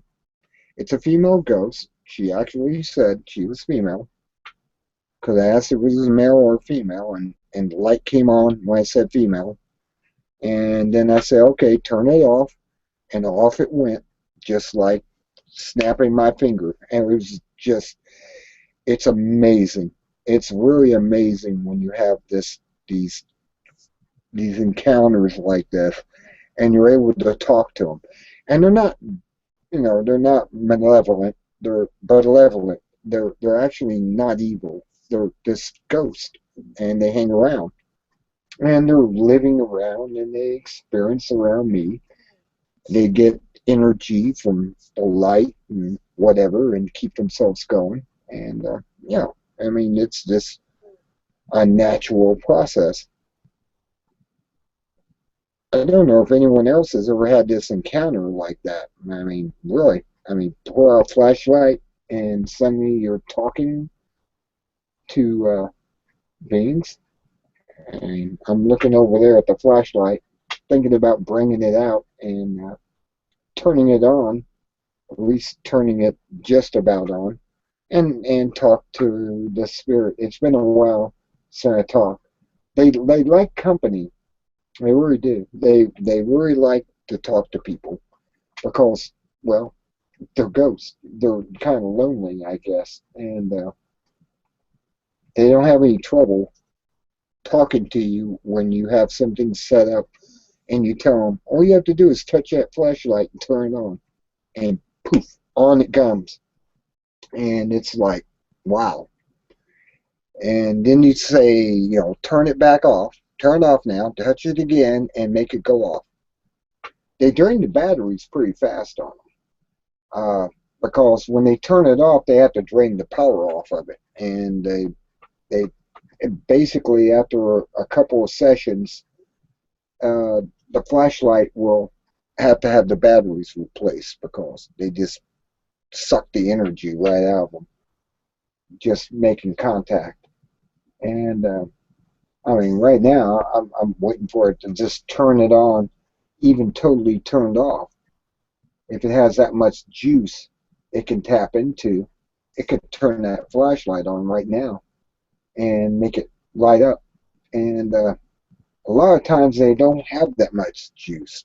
Ghosts have a tendency to be lacking in energy, and they seem to not be able to just turn a flashlight on that's off. And I mean, totally turned off, non-connection, unless they're real powerful. Now, if they're real powerful, yeah, they'll turn that light on. And I'm looking at it right now, wondering if it has that much power. No, it doesn't really have. So it's malevolent, or benevolent, I should say, benevolent, not dangerous. And the evil ones, well, they usually get a lot of power. I don't know where they get from, but they're able to get enough power to turn a flashlight on when it's totally off and just turn it on. But there's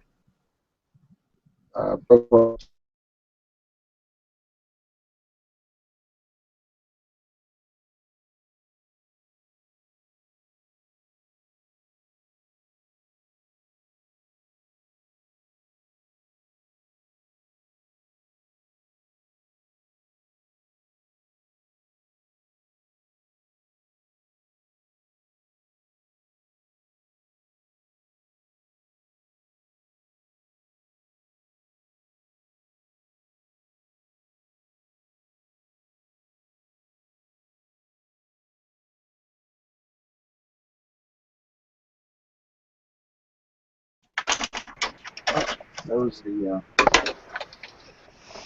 Did we lose you, Spellbinder? Did we lose you? I got the flashlight. Yeah, you froze. You froze up for about 8 seconds. Totally Yeah, froze. yeah, it could be anything. Could be the ghost. I don't know. Okay, I'm gonna. Could be the ghost. It could be the ghost. Okay, I'm gonna just barely turn this thing on. All you have to do is get barely turned on, and the ghost will light it up and say hello. Off. Turn it off. Now. Okay, I'm gonna have to adjust it. Okay, right at the edge. If there's a ghost here, turn the light on. Right now. Right now. On goes the light. Come on. Okay, you can turn it off. Turn the light off. Turn it off now. It's a real complicated little thing. Turn on. Light on if the ghost is here. Ghost here? Light on. Let me take the camera. I can set it down right in front of the flashlight. And I can ask the spirit to turn it on. And make sure I got it right where it needs to be. There's theories about this, but a lot of time it really is the spirit turning the light on. Okay, right there. That's gotta be the place. Right there. Alright, turn it on. If there's a ghost here right now, spirit, turn the light on and make it shine. Make it shine. Turn it on. Touch it. Make it work. On comes the light right now. Please. Sometimes you have to. They get shy, and I tell people that ghosts get shy, but they'll turn the light on if they want to talk. If they want to talk, they'll turn it on and say, "I want to talk." Yes, no. Yes, light on. Maybe it doesn't want to talk. Not sure. Right? Okay. You want to talk now? Touch the light. Make it come on. Please. Light on. I mean, sometimes you get this session where they're shy. They really are.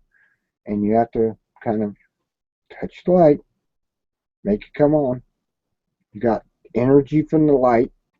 You got plenty of power to make that light come on. Please, now. No, you can't touch the light. That's cheating. Okay, I touched the light. You just turned it on with your finger. Oh, come on now. Come on now. Now I'm going to ask the spirit to turn it off. Please turn it off right now. Light off. Please. Suck the power. Make it go out right now. Like that. Come on. Come on. Now watch. Now watch how this works. Okay. I'm going to ask a question since you're not just turning it off. Are you a female? Turn the light off. Right now. Make it go off. Just like that. Suck the power out. Off it goes. Please. Are you a male? Are you a male spirit? Turn the light off. Right now. Out go the light. Boom, boom. Sometimes I have to play a game with them like that. And it's a matter of them being willing. I mean, I swear, you've seen my videos before. I had this thing working like clockwork. It would go off, it would go on, and there was a spirit here, and it was talking to me through the light. And right now, I don't know if I have an actual spirit here or not. I don't feel coldness, so therefore, there may not be a spirit here. And when I feel the coldness, I mean, it's like I'm getting a jacket on, a hoodie, and putting it on because I get cold. It really drains around the air around us. Okay, if there's any spirits here, turn the light off. Just touch it, it will go off. Touch it now, please. Pretty please. I lost contact with, and it's been a few weeks since I've had contact, and the spirit's probably not even around. It's probably hanging out somewhere else, Did you having a by beer. chance change the batteries in the flashlight recently? Yeah, I had to because it ran the batteries down on the last time I had my sessions. Right. So you're using old batteries before, and now you change the batteries and the light won't go off. No, that's not it. Turn the light off. Just turn it off. Prove it to him. Prove it to my audience. Turn the light off right now. Out go the light. Now, please. Please turn it off. Make it go off. Right now. It's starting to get cold in here. Oh, shoot. I'm pulling it in. All right, drain the power from the light right now.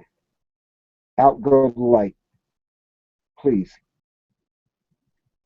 I mean, uh, Dan Engel has witnessed this, and she actually believes that this is real. Um, Out go the light. Snap finger. Out go the light, please. Take it out. Out go the light.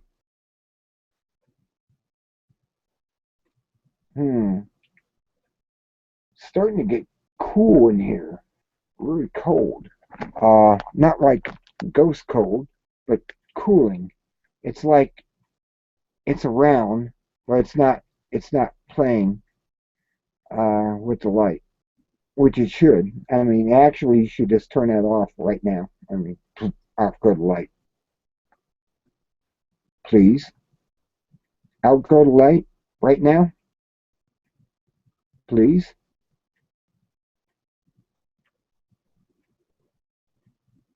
There's a spirit in here, a spirit of a ghost. Out go the light right now. Out. Just turn off. Oh, come on. Oh, I pick it up and it starts to play games with me like that. Okay, we're gonna turn it a bit. Okay, if there's a spirit here, turn the light on.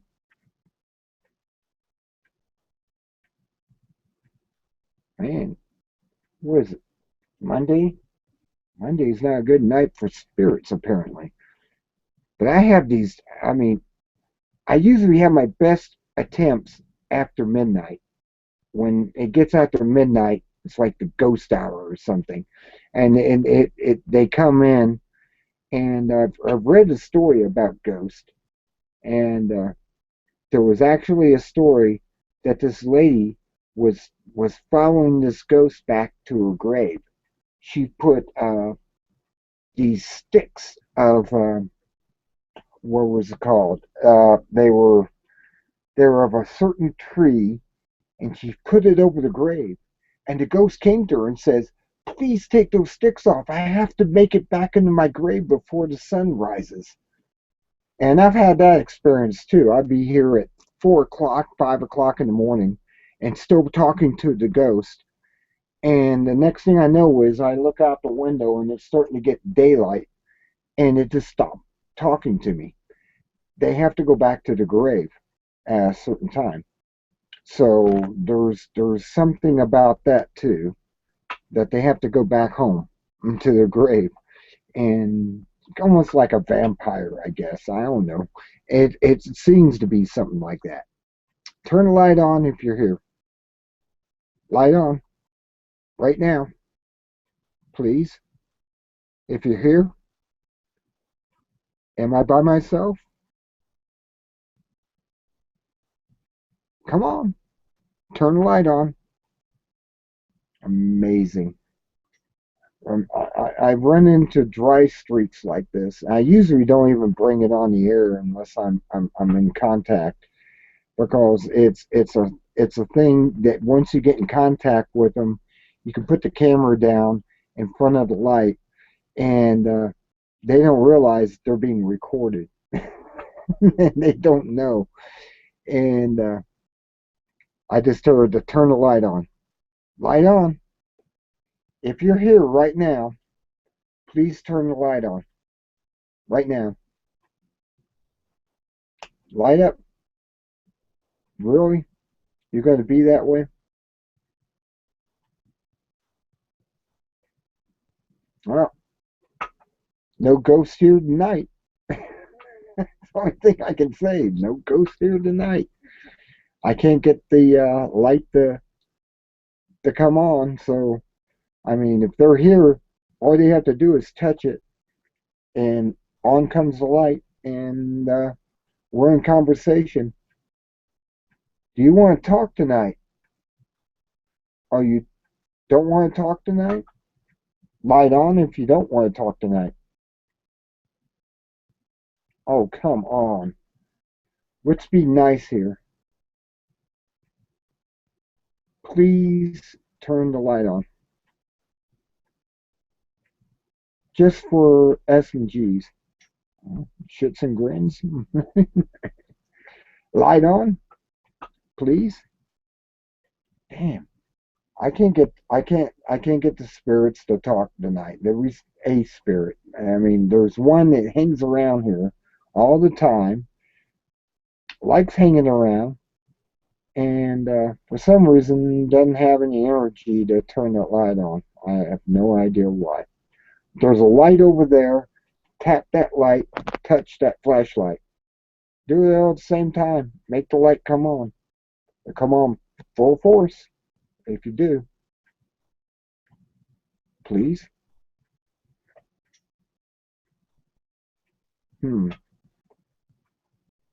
Get my familiar to turn the light on. Familiar? Light on? Familiar won't even turn the light on. Familiar's asleep. That cat is totally out of it. Anyways, I'm normally able to get contact, and I have no problems. Like I said, it felt like it got cool in here. Let me check the temperature. It's 70 degrees, 45% humidity. It's comfortable. 69 degrees outside, 72%. Okay. So I'm not getting a spirit tonight. You're not gonna give me a sign. Give me a sign. Give me a sign. Give me a sign. Light up. Light the light.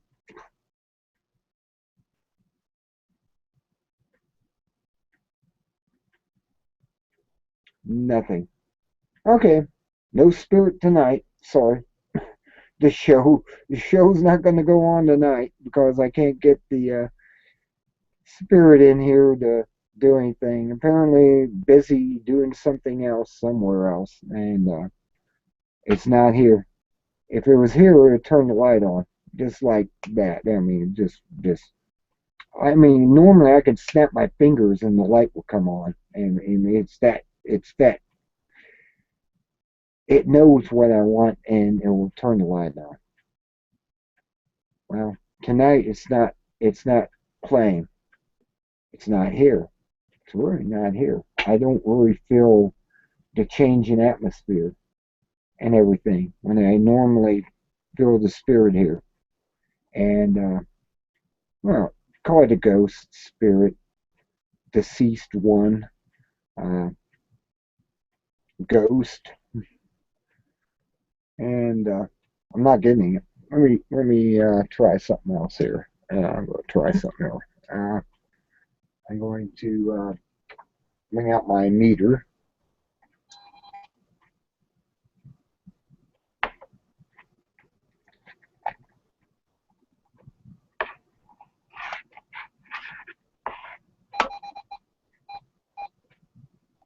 Okay.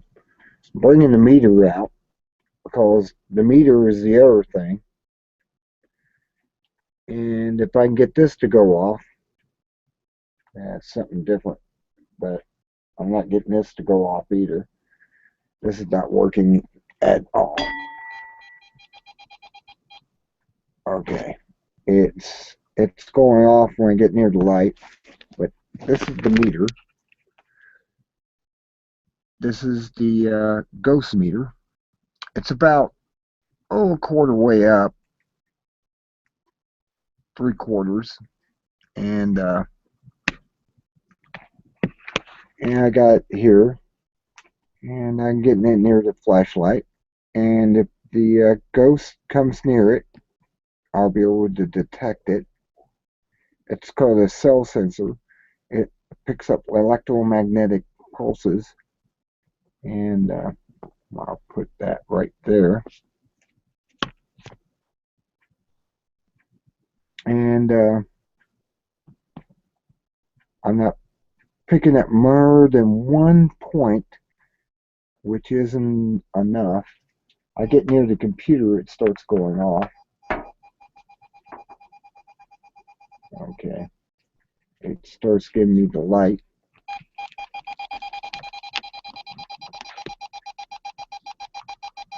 Oops.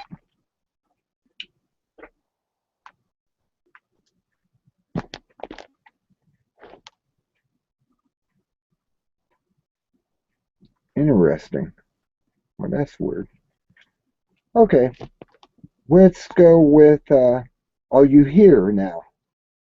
If you're here, turn the light on. Just light on. Turn it on. Automatically. Instantly. As I speak. If you're here, turn the light on. Please turn the light on if you're here.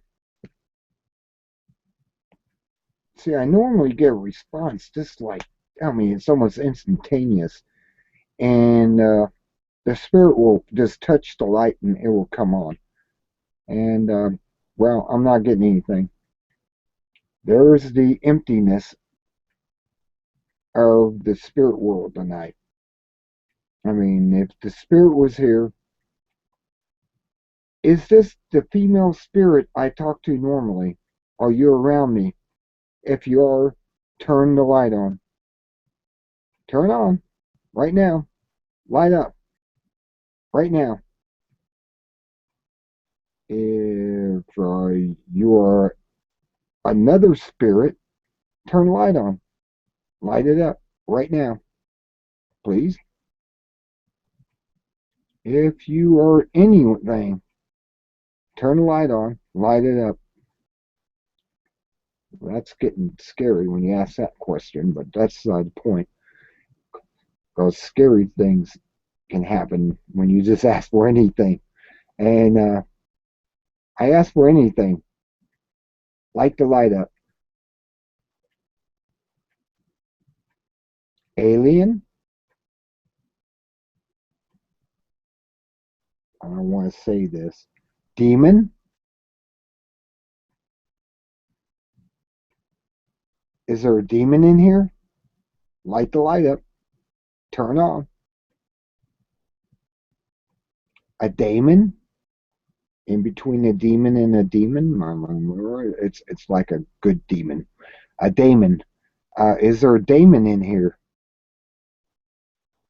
Okay, there's no daemons. There's no demons. There's no ghost. Ghost? Spirits? Undead? Zombie-ish? I'll even ask some of the query questions out there. Vampire. Werewolf. Werewolf. Oh, so I got a werewolf out here. No, you gotta be kidding me. Really? Werewolf? No, now I'm impressed. I'm impressed. Okay, you can turn the light off now. So werewolves talk by flashlight now? Maybe you're the werewolf in the room. I don't know. It just turned itself off when I asked it to. Okay. Is this a ghost? A spirit?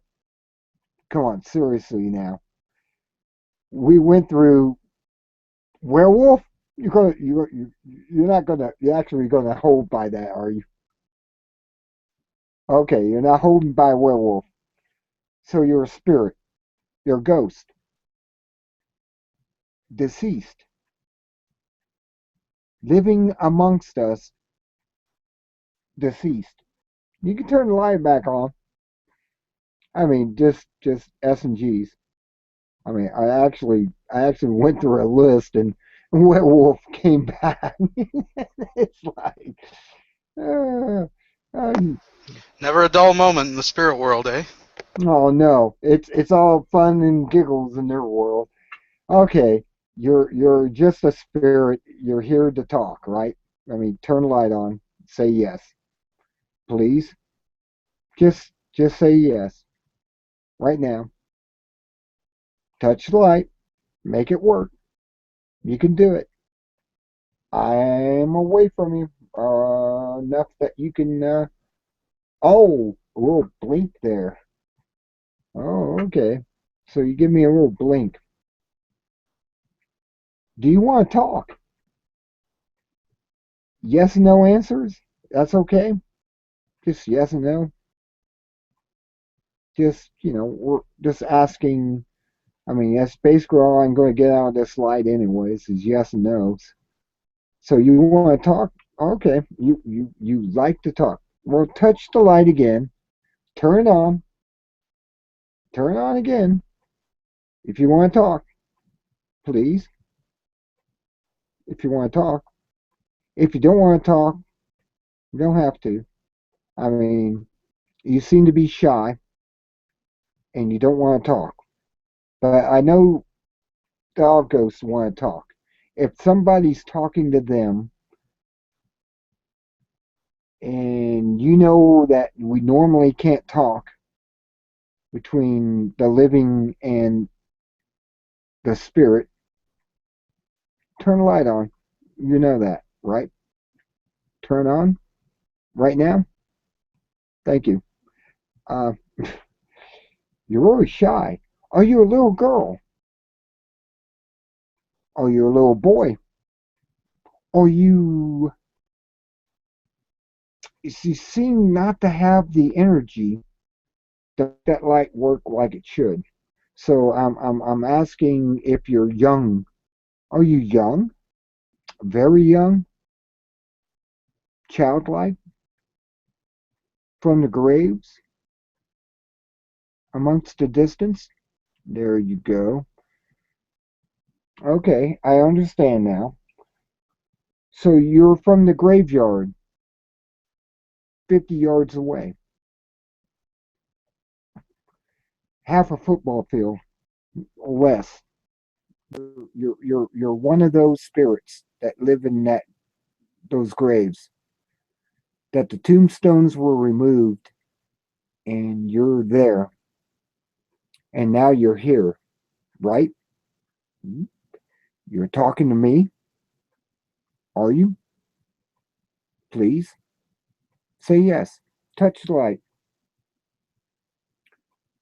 Touch the light and make it. Thank you. Okay, I want to know.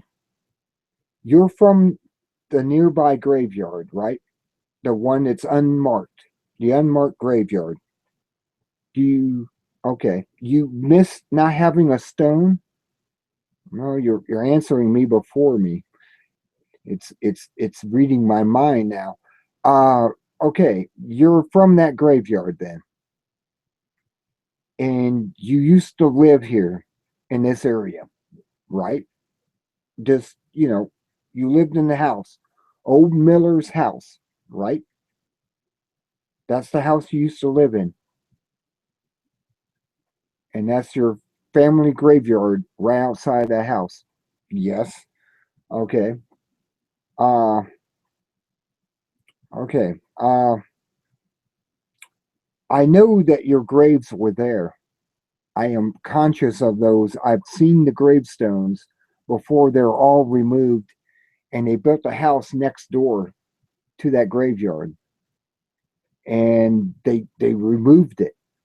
I have a friend, Diane, that lives just down the hill from me, who knows about the graves too. She saw them also. Is this true that your graves are still there? You're still buried outside of that house on the side of the hill. Right on, please. Come on. Which, don't be shy. Say yes. And if so, do you want to be recognized? Do you want to know that you're buried there? Do you want to be, okay? Do you want to be moved to a real graveyard, a real place of rest? I don't know how to say that. I probably scared the hell out of it. Do you want to be moved to a real place of rest in Granville? Do you? You want to be moved to a better place, or are you happy where you're at? If you're happy where you're at, turn the light on and let me know, and I'll no longer ask that question. Are you happy where you're at? It's a legitimate question. You have no grave markers. You have grave bases, but you have no grave markers. You have no tombstones. Would you rather have your tombstones restored?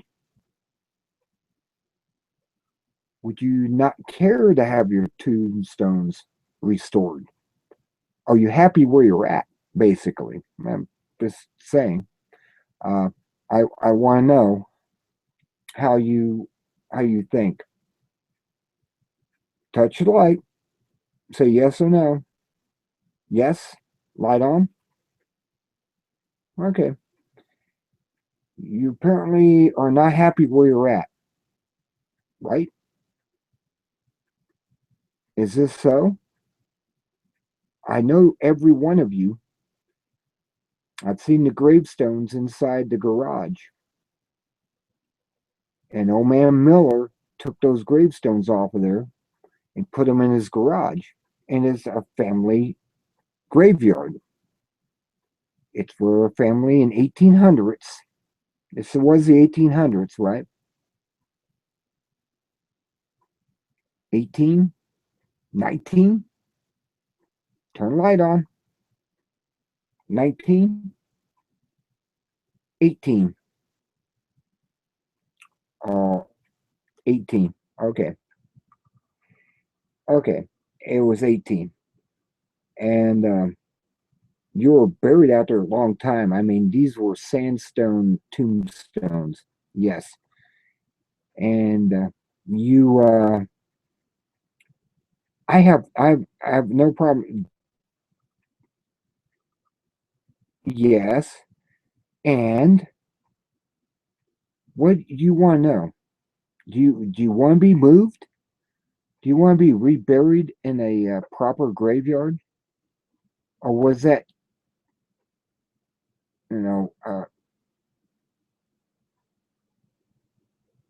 was blessed?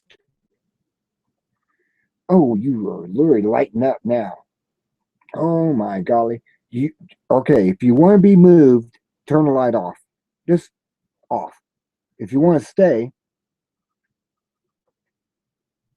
well, see, I asked two questions in a row.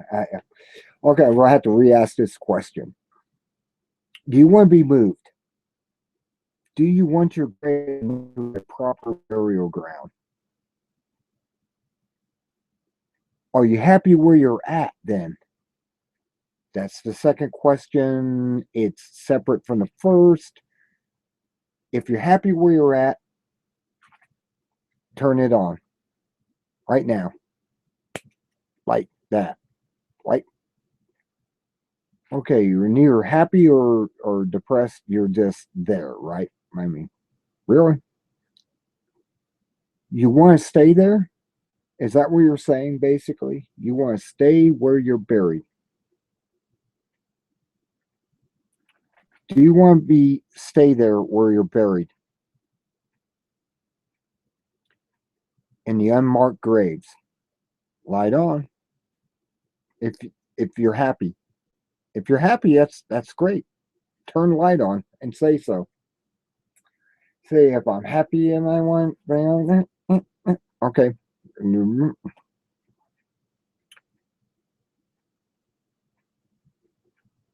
So you don't want to be moved. You want to stay where you're at, unmarked in your grave. Is that what you want?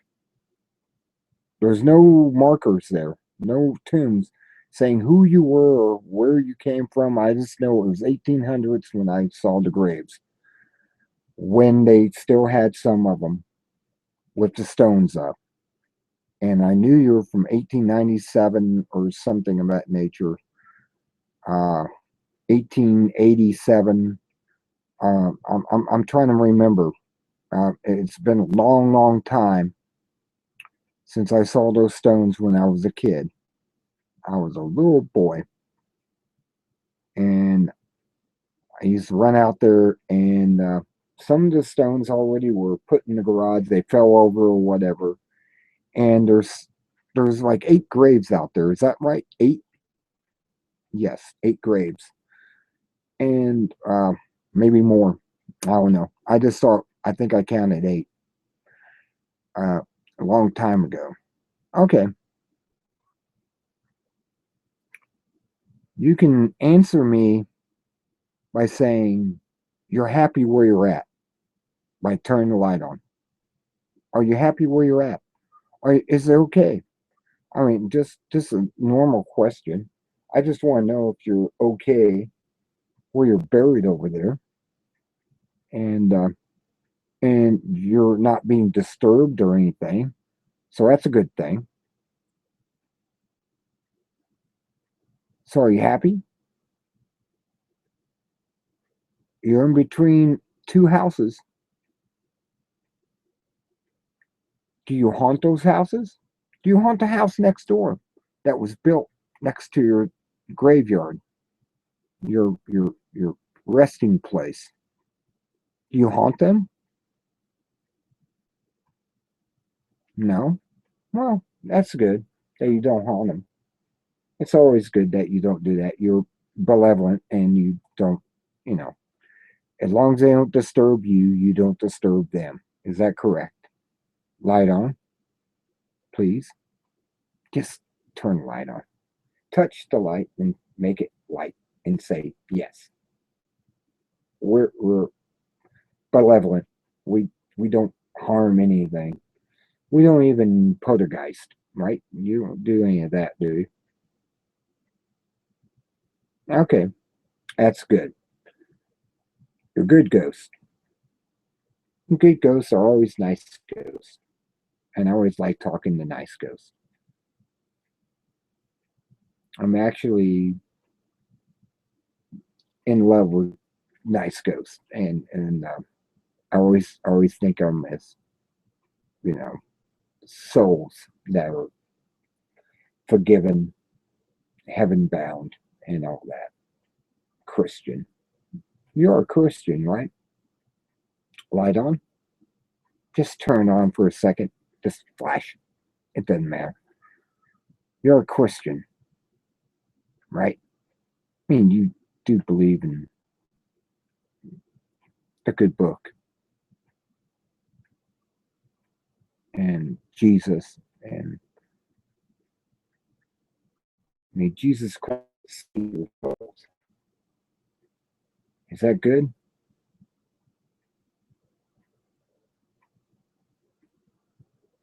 You're not talking now.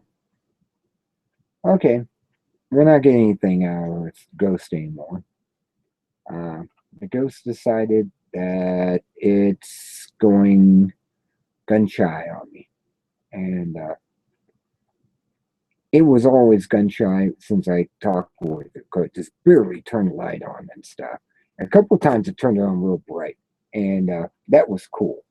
That was a cool thing. that the ghost actually, came full out and talked to me. And I say good night to you. May you have a wonderful uh, experience, whatever you're doing. And I'll talk to you later. Right? Goodbye. Goodbye. Light on, light off. Say goodbye. Oh, you gotta say goodbye. I send you back to your plane. Wherever you've come from, there you return. Goodbye. Blink. Say goodbye. Blink. Now, please. S and G's? Hmm? Oh, come on. Gun-shied. She went away gun-shied. Yep. Or he did. It did. They did. Went away gun-shied. And that's what happens sometimes. You sometimes get gun-shied. And that's what happens. Oh, the light came on. Too late now. Good night. Turn it off. And that's how the ghost light works. A lot of people don't realize how the ghost light works. And it's really easy to play with it that way. It's ghost light. It's really easy. It does work. And you get the ghost light.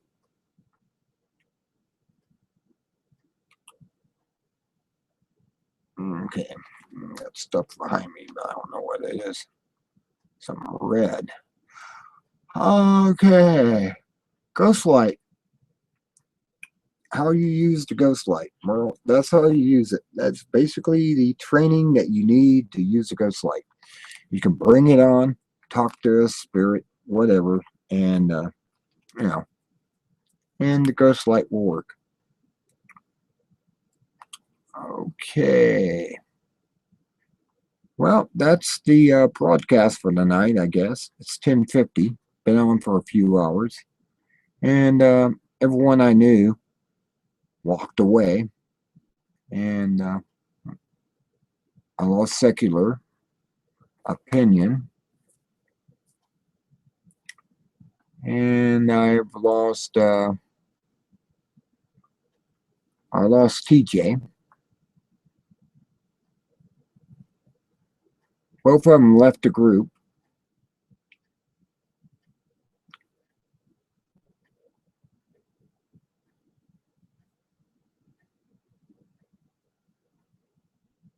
Well, he says he's going to be back.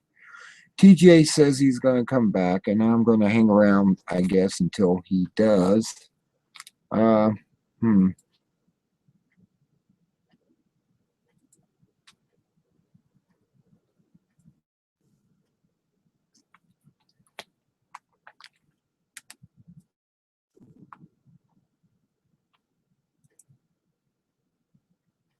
No, I don't want Facebook, but I do want this.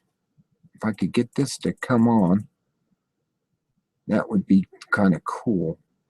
Having my cat face come on. But it's not going to come on. Having too much trouble here trying to get the cat face on. Oh. Really? Yeah. I tried to get the cat face just by itself come on. And for some reason, I can't post that one. Maybe it's a screen share. Wow. That turned into a multiverse right there. A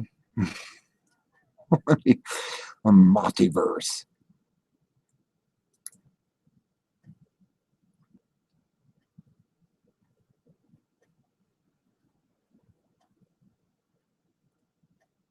Well, meow. Okay, I want I want this to come on. Just it, the minicam picture. And for some reason, the snapshot is not activating. So apparently I need to do something else. Okay, we'll try something else.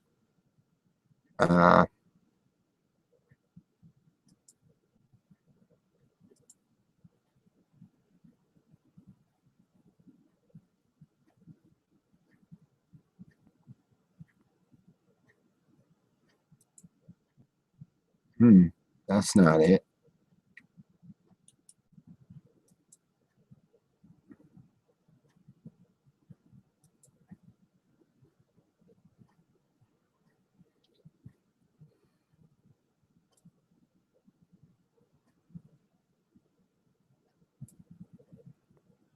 Well, I can do that. That will work. Anti-distinct. There we go. Okay, there we go.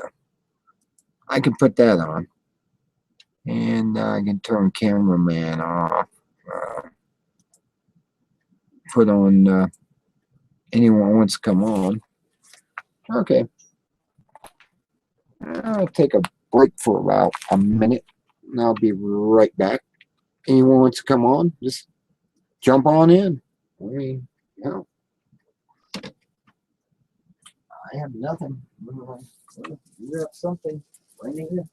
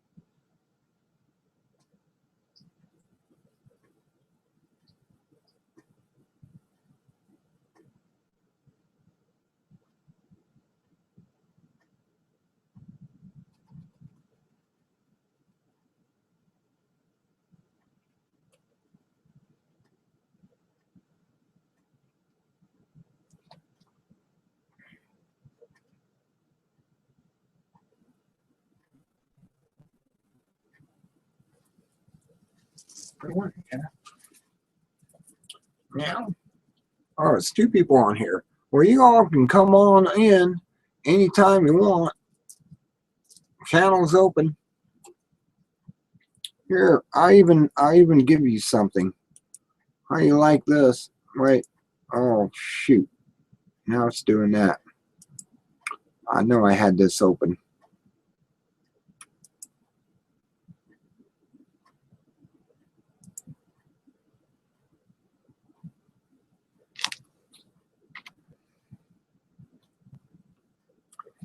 Huh. Wow, it didn't go. What the heck is that?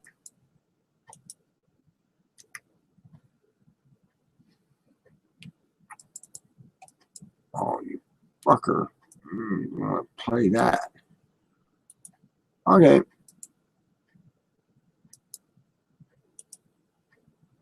How's that?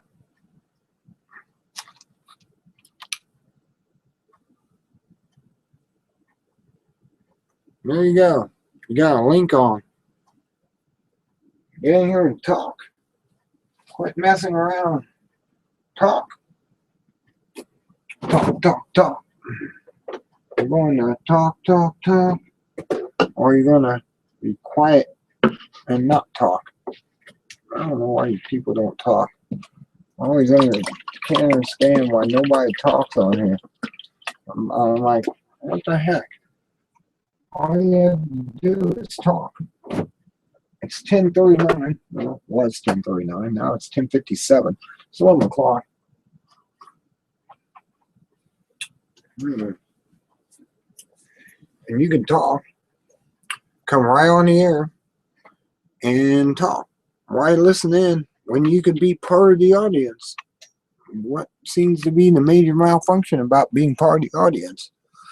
Oh, I thought people want, Google Plus.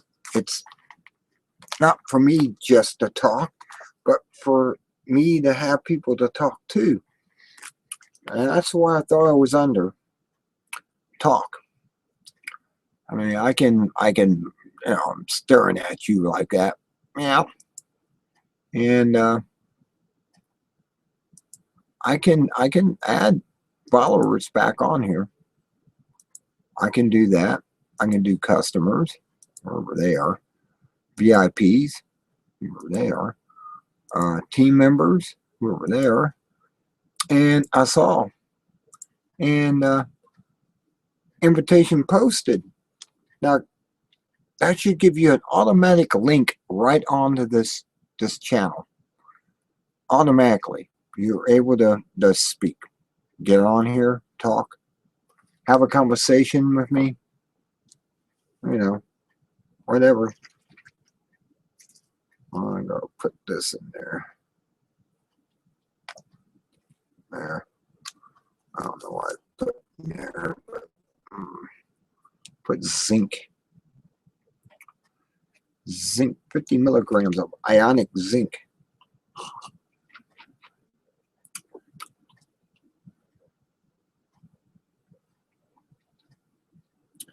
Ionic zinc. What the hell does that do for me anyways? Oops. Let me see. This is something I just added to my water. It's called ionic zinc. A unique blend maximizing an absorption safely and flexibly. It's a dietary supplement. It's got magnesium from concentrate, 25 milligrams. Zinc as sulfate, copper as gluconate, chloride from concentrate, 70, sulfate from concentrate, and boron from concentrate, 1.1 milligram. It's purified water, concentrates, citric acid, potassium benzoate. Oh, so it has, it has cancer-causing agents in it. I did not know that. When you mix citric acid and benzoate, it becomes benzene, which is a cancer-causing element. That I don't understand why they do that in soft drinks. They'll put citric acid and benzoate in it, and it becomes benzene. Well, benzene's a well-known cancer-causing element. And why they put that in stuff, I have no idea. Now, this is in my zinc, ionic zinc. Now, why in the hell would they put poison in my zinc? I wonder I paid $6.25 for it instead of $8.99. They realized they had poison in it, and they wanted to get rid of it off their shelf. Let me see that.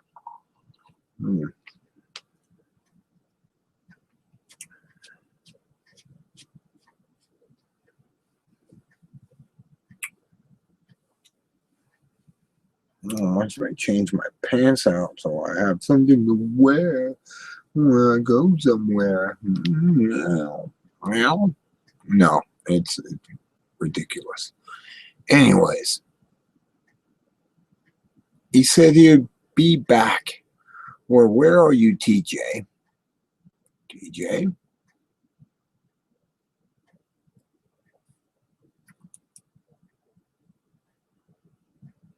TJ? Well, TJ's gone. I'm just about out here. here. It's about midnight now. It's getting 11:02 p.m. I'm going to have to stop this broadcast for the night because, well, I never got the audience I expected to get. I can't invite the audience I want to get. And that's why I am about blank.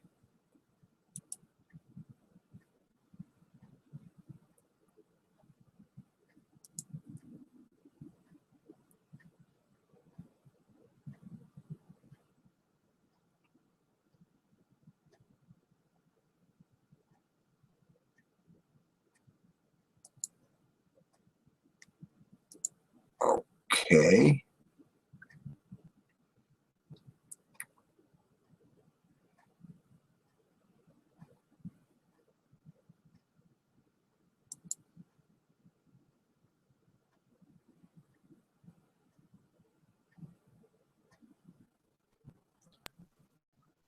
I think it's pretty much coming down. Hello. Hello, Polly. Hey, what's up, man? Oh, I'm just here messing around with my Google Plus. I'm amazed you actually want to talk to me ever again. I'm like I said, I'm sorry. Hey, cut that out. We talked about that last night. It's over. Yeah, I know. Yeah, it's yeah. I just feel bad. I really do. You wouldn't imagine how bad I feel. Wasn't Secular here? Did he leave? Secular was here and he took off. I don't know where he went, but he left. And I don't know why we started playing with the ghost light, and that's when he took off, I guess.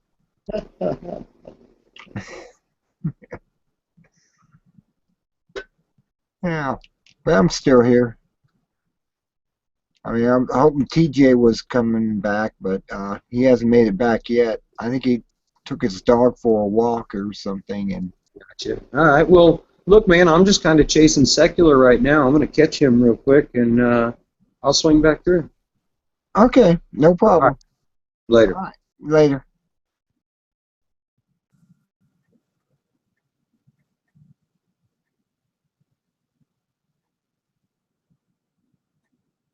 I need to turn this off. I don't know how to turn this off. How the hell I turn this off?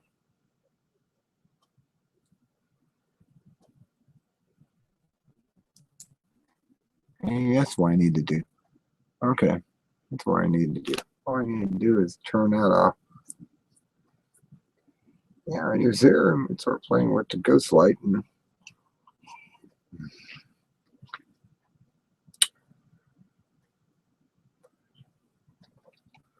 well, I got 2 views. I know that TJ's probably on here somewhere. He's just not on air right now. And I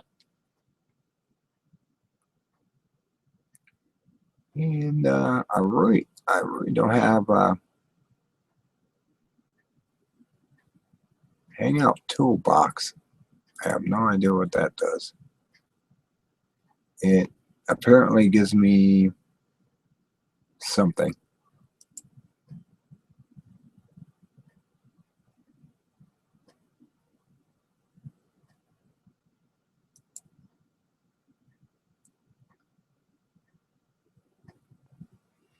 Yeah, I'm going to turn that off. There we go. Okay, I'm back on here, fully on live. It's 11:06.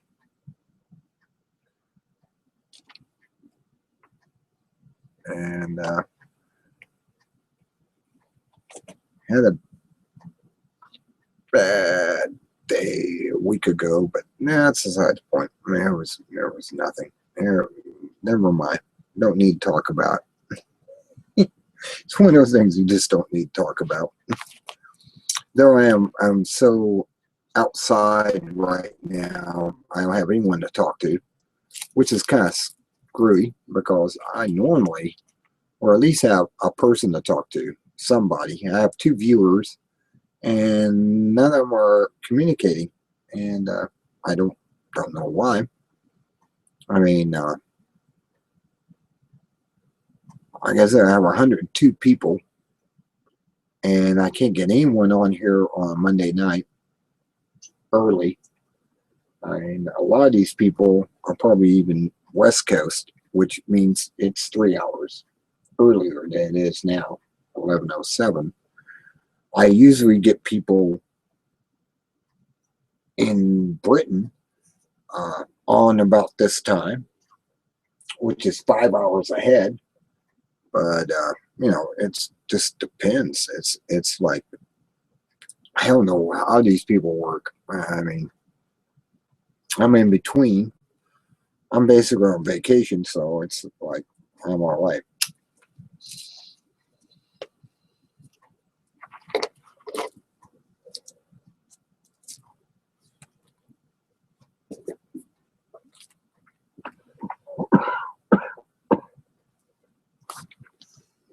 On vacation. You too can be on vacation if you work 6 months out of a year, making good money, and take off 6 months. Only work a half a year. It's just kind of like seasonal. It has a seasonal overtone, which isn't too bad. I mean, if you're really into that. Contracted jobs are contracted. You get a contract, you work for about 6 months, save money up, and take 6 months off. That's the thing I've been trying to do, is work contract. I'm at that point where I'm in life where I might as well work contract. Work 6 months, take 6 months off.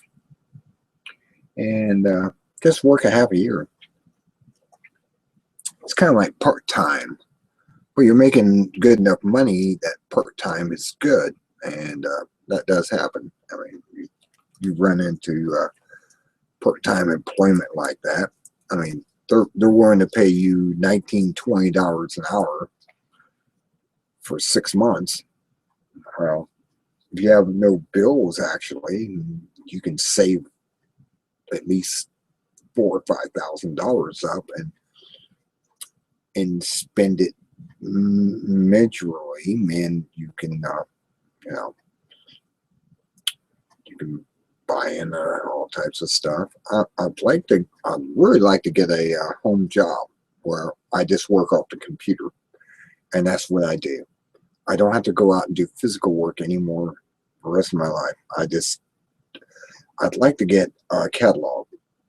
That has always been something I thought about back in the 90s.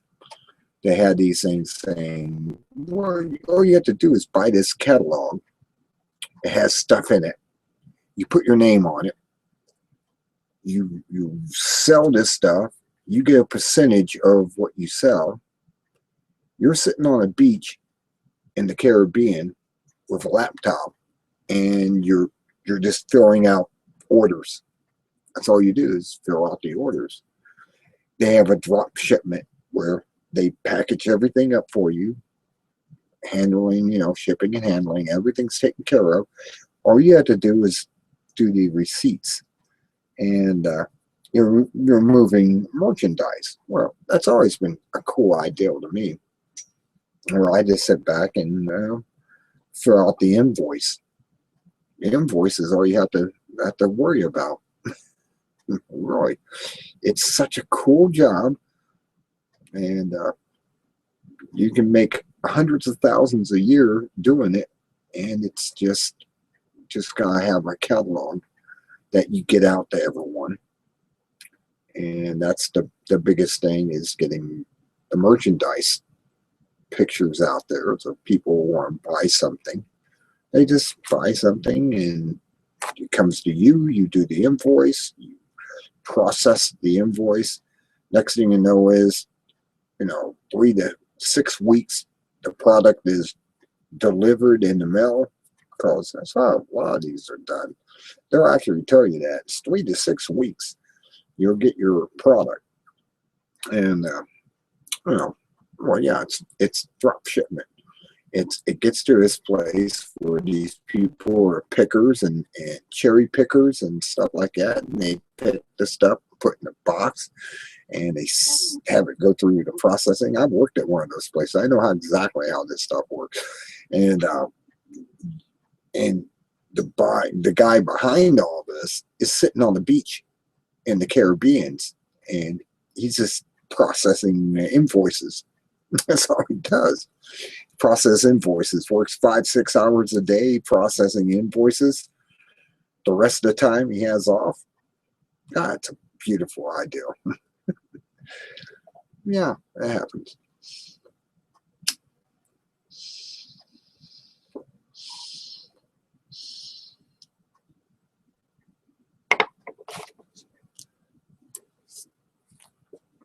What a beautiful idea. Still trying to figure out how to get into that.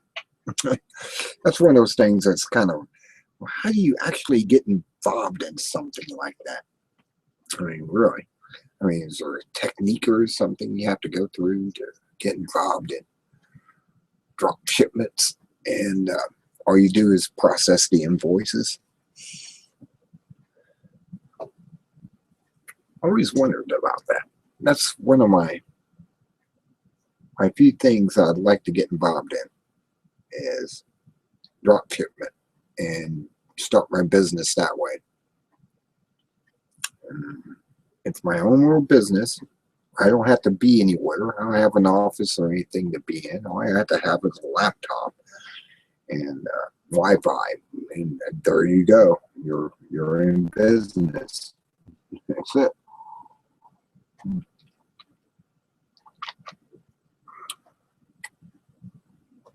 I wish somebody would explain that to me and get me involved in it. Drop shipment sounds great. It sounds like a great job.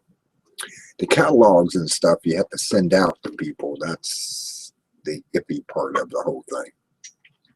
You have to send out like Heartland, Heartland magazines, and they're like catalogs, Heartland stuff, and you buy something from there. Somebody's sitting on a beach somewhere in Hawaii or something, and they're just doing the invoices for you. You get the invoices sent to you, you process it, process the credit card, whatever, and you have some company in Kansas or somewhere doing all the packaging and everything, and you have nothing to do with any of that. That's what's amazing about that. And I really want to get involved in that. That's something I really want to become part of. Is just doing invoices. Really, I just sit there and type out the invoice and everything, and make sure everything's proper, and send it to the company that's drop shipping it. And I make money in the bank, and I don't even pay for it.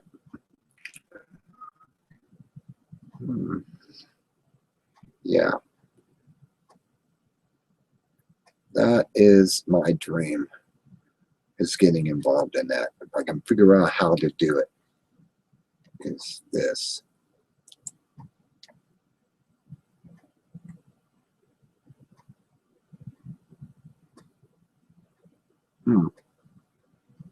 Well, my Firefox is working right now. I don't want to quit it, but if it takes me off of here, that's something else. Oh well, didn't do it.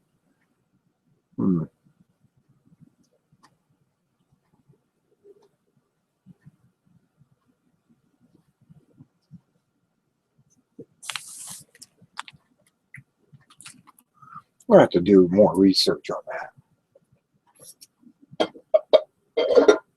Oh, I get it. It's not staying there. Yeah, I'm going to have to get into drop shipments.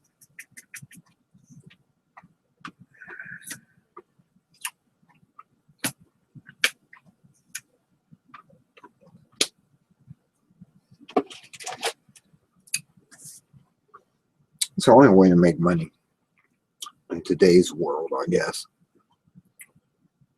I don't know if anyone else is on here. I got 2 viewers. I don't know who they are, but I got 2 people viewing. I can always drop in whenever they want to.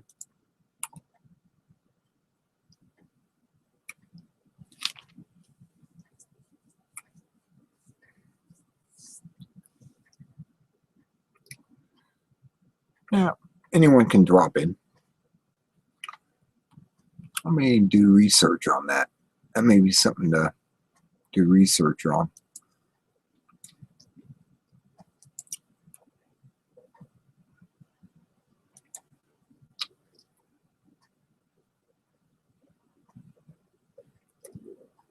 Okay.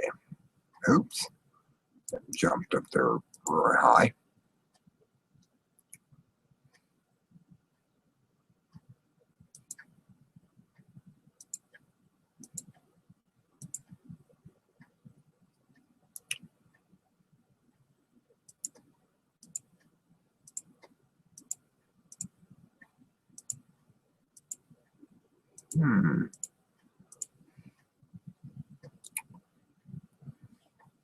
Shopify. Start your free trial now. Awesome support apps. Drop shipping is, let's see what it says here, is a supply chain management technique in which the retailer does not keep goods in stock, but instead transfer customer orders and shipment details to either the manufacturer or the wholesaler, who then ships the goods directly to the customer. How do you get involved in it? Shopify is one of the ways of getting into this. Yeah, I know. It shows us understanding drop shipping. Less capital is required. Probably the biggest advantage of drop shipping is that it's possible to launch an e-commerce store without having to invest in thousands of dollars of inventory up front. Traditionally, retailers have had to tie up huge amounts of capital purchasing inventory. With the drop shipping model, you don't have to purchase a product unless you already made the sale and have been paid by the customer. Without major upfront inventory investments, it's possible to start a successful drop shipping business with very little money. Easy to get started.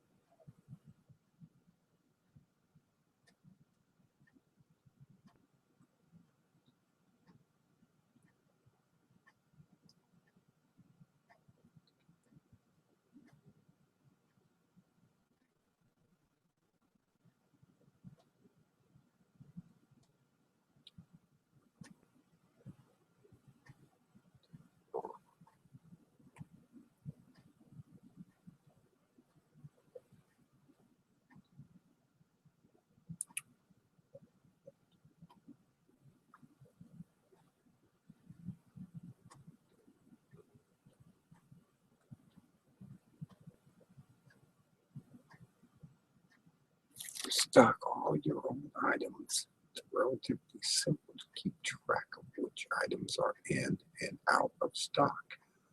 But when you're sourcing for multiple warehouses, orders,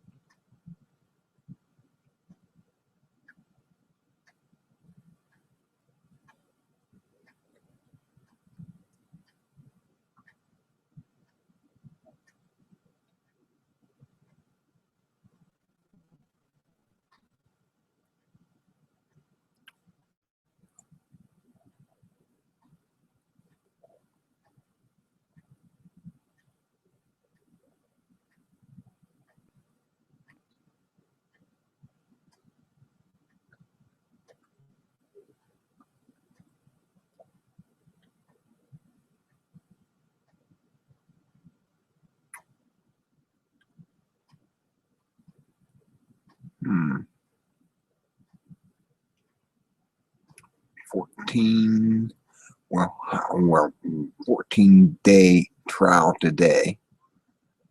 Okay. And if I do this, how much is it going to cost me after the fact? I mean,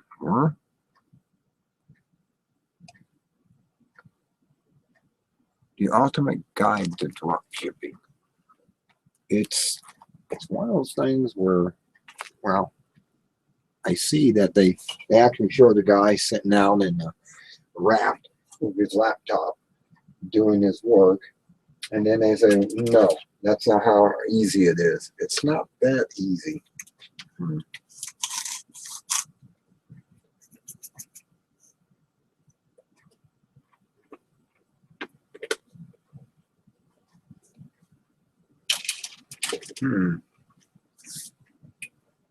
Well, in 1990s, drop shipping was a lot easier than it is today.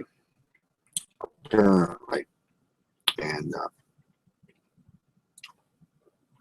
they'll love to get into that.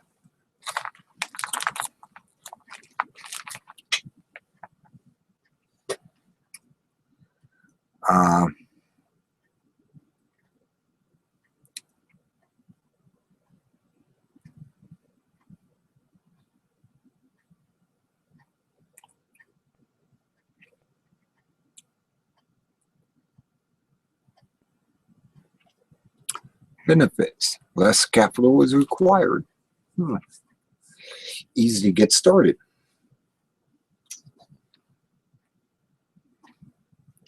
Flexible locations, easy to scale. Disadvantages, low margins.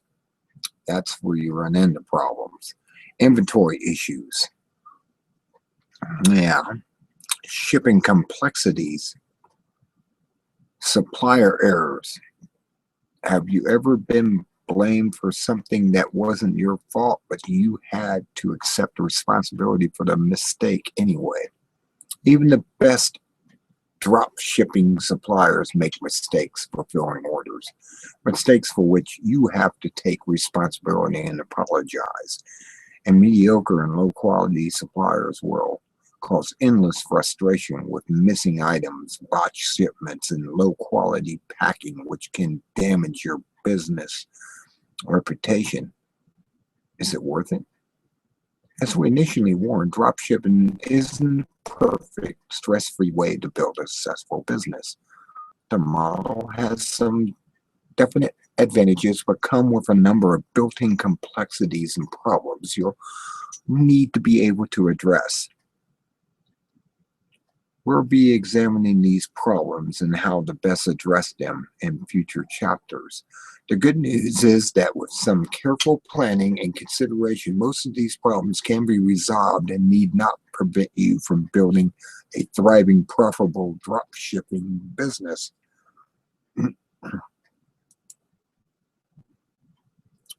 Supply chain and fulfillment process. There it is.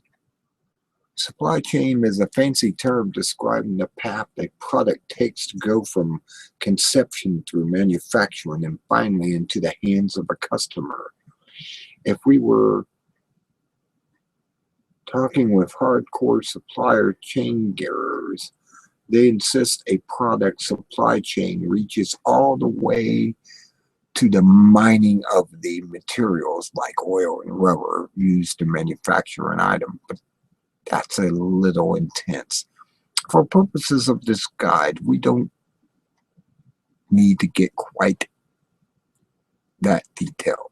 You simply need to understand the three most appreciable payers that make up the drop shipping supply chain: manufacturer, wholesalers, and retailers. So here we go. Manufacturers create the product, and most do not sell directly to the public. Instead, they sell in bulk to wholesalers and retailers. Buying directly from a manufacturer is the cheapest way to purchase product for resale, but most have minimum purchase requirements you'll need to meet. You'll also need to stock and then reship the products when selling them to customers. For these reasons, it's often easier to buy directly from a wholesaler. Wholesalers buy products in bulk from manufacturers, mark them up slightly, and then sell them to retailers for resale to the public. If they do have purchase minimums, they are generally much lower than those required by the manufacturer.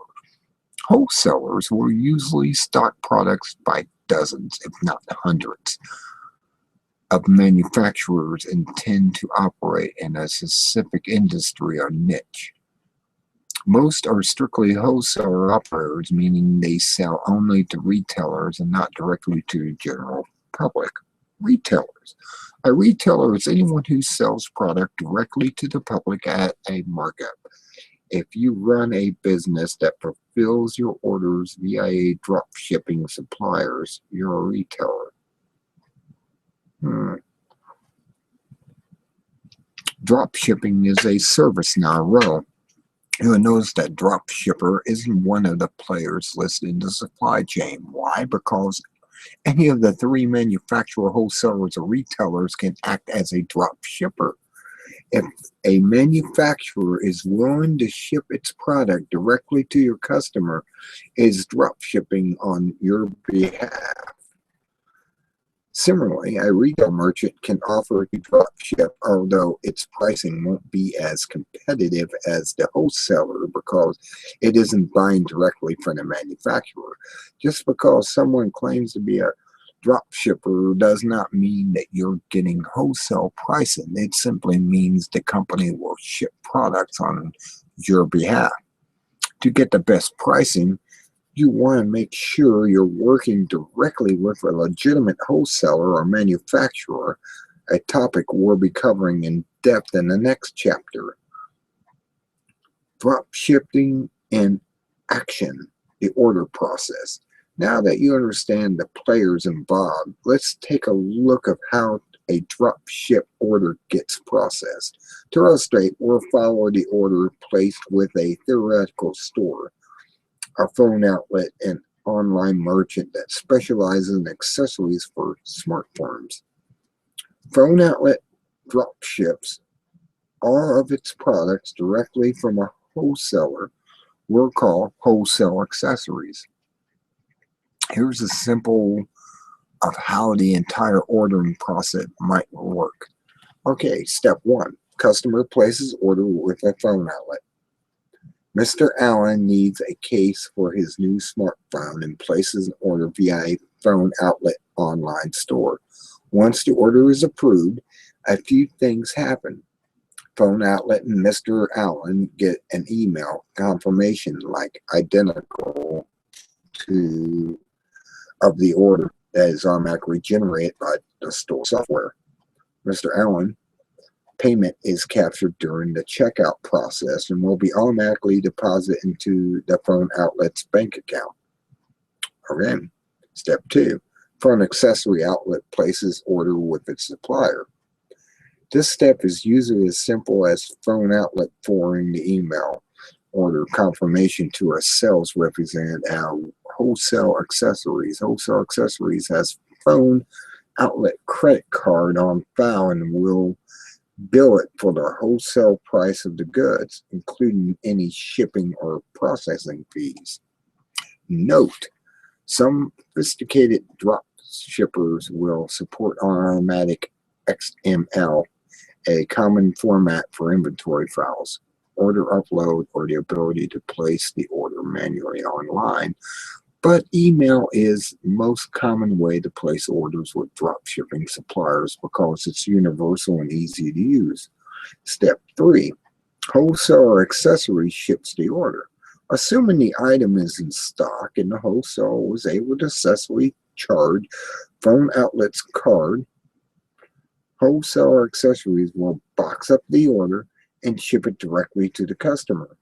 Though the shipment comes from Wholesale Accessories, phone outlet's name and address will appear on the return address label, and this logo will appear on the invoice and packing slip. Once the shipment has been finalized, Wholesale Accessories will email the invoice to a tracking number to the phone outlet. Note, the turnaround time on drop shipped orders is often faster than you think. Most quality suppliers will be able to get an order out of the door in a few hours, allowing merchants to advertise same day shipping even when they are using a drop shipping supplier. Step 4. Phone outlet alerts the customer of shipment. Once the tracking number is received, the phone outlet will send the tracking information to the customer, likely using an email interface that's built into the online store interface with the order shipped. The payment collected and the customer notified the order and the fulfillment process is complete. Phone outlet profit or loss is the difference between what it charged Mr. Allen and what it paid wholesale accessories. Drop shippers are invisible. Despite its critical role in ordering the fulfillment process, the drop shipper is completely invisible to the end customer. When packages received, only phone outlet return address and logo will be on the shipment. If Mr. Allen receives the wrong case, he would contact phone outlet, which would then coordinate behind the scenes with the wholesale accessories to get the right item sent out. The drop shipping wholesaler doesn't exist to the end customer. Its sole responsibility is to stock and ship products. Everything else, marketing, website development, and customer service, etc., is the responsibility of the merchant. Finding and working with suppliers. This is getting interesting. I'm starting to understand how drop shipping works. Before searching for suppliers, it's clear to know how the difference between legitimate wholesale suppliers and retail stores posing as wholesale suppliers. A true wholesaler buys directly from the manufacturer and usually be able to offer you a significantly better pricing. How to spot fake drop shipping wholesalers. Depending on where you're searching, you'll likely come across a large number of fake wholesalers. Unfortunately, legitimate wholesalers are traditionally poor at marketing and tend to be harder to find. This results in the non-genuine wholesalers. Usually, just middlemen appear more frequently in your searches, so you'll want to be cautious. The following tactics will help you discern whether a wholesaler supplier is legitimate. They want ongoing fees. Real wholesalers don't charge their customers a monthly fee for their privilege of doing business and ordering from them. If a supplier asks for a monthly membership or service fee, it's likely not legitimate. It's important to differentiate here between suppliers and directories. Supplier directories, which we'll discuss shortly, are directories of wholesaler suppliers organized by product type or market and screen to ensure the suppliers are legitimate. Most directories will charge a fee, either one time or ongoing, so you shouldn't take this as a sign the directory itself is illegitimate. They sell to the public. To get genuine wholesale pricing, you'll need to apply for a wholesale account. Provide you're a legitimate business and be approved before placing your first order.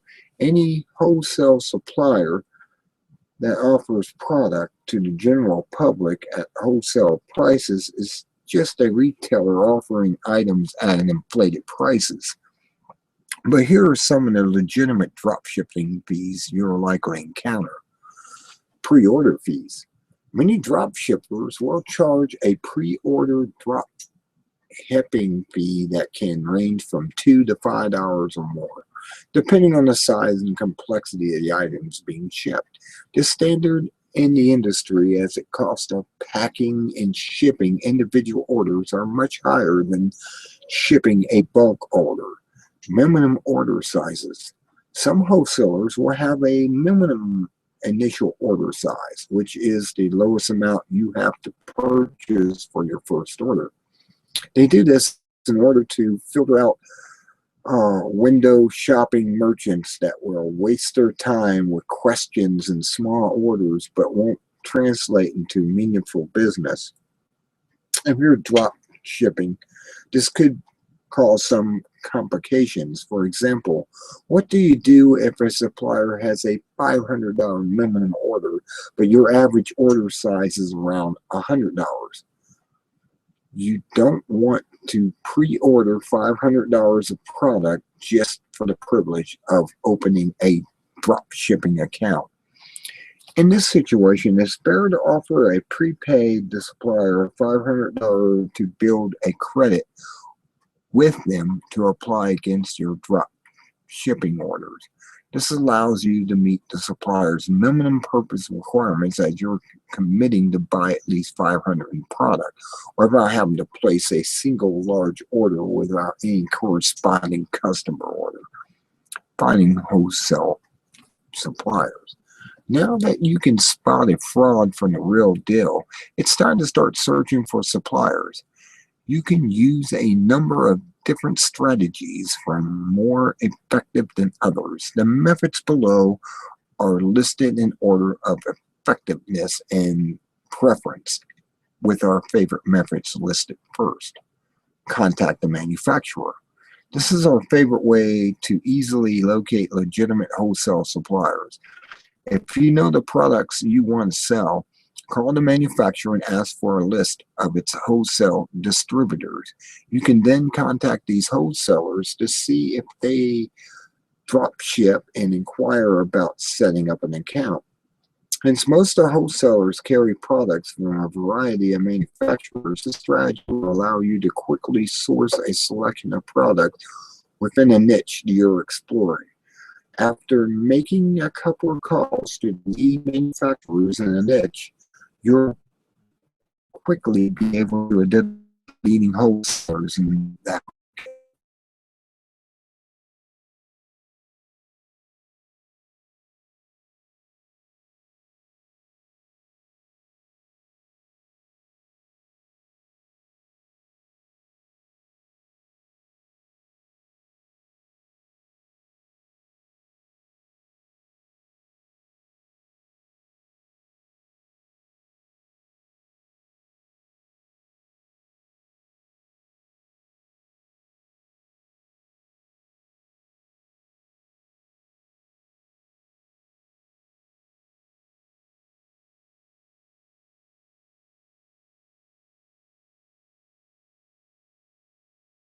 This is just absolute common sense.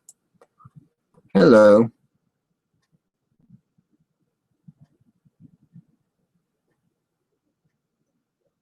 I'm experiencing difficulties. What? Because I'm trying to teach people? What? What seems to be the major malfunction here? Talking about drop selling.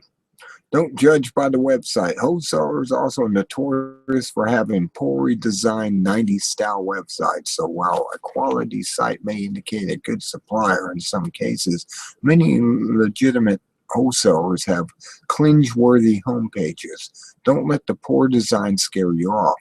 Use lots of modifiers. Wholesalers aren't doing extensive SEO to ensure you find their website. So you might need to try various search queries.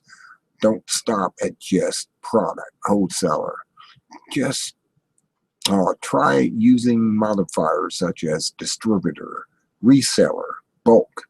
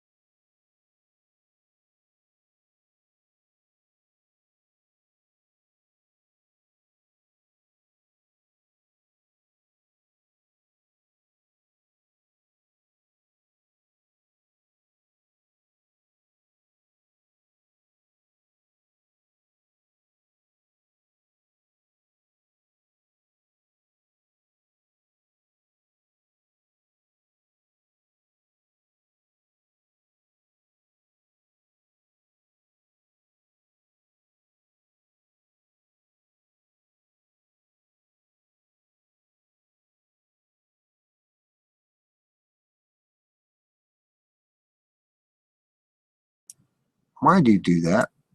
What seems to be your major malfunction?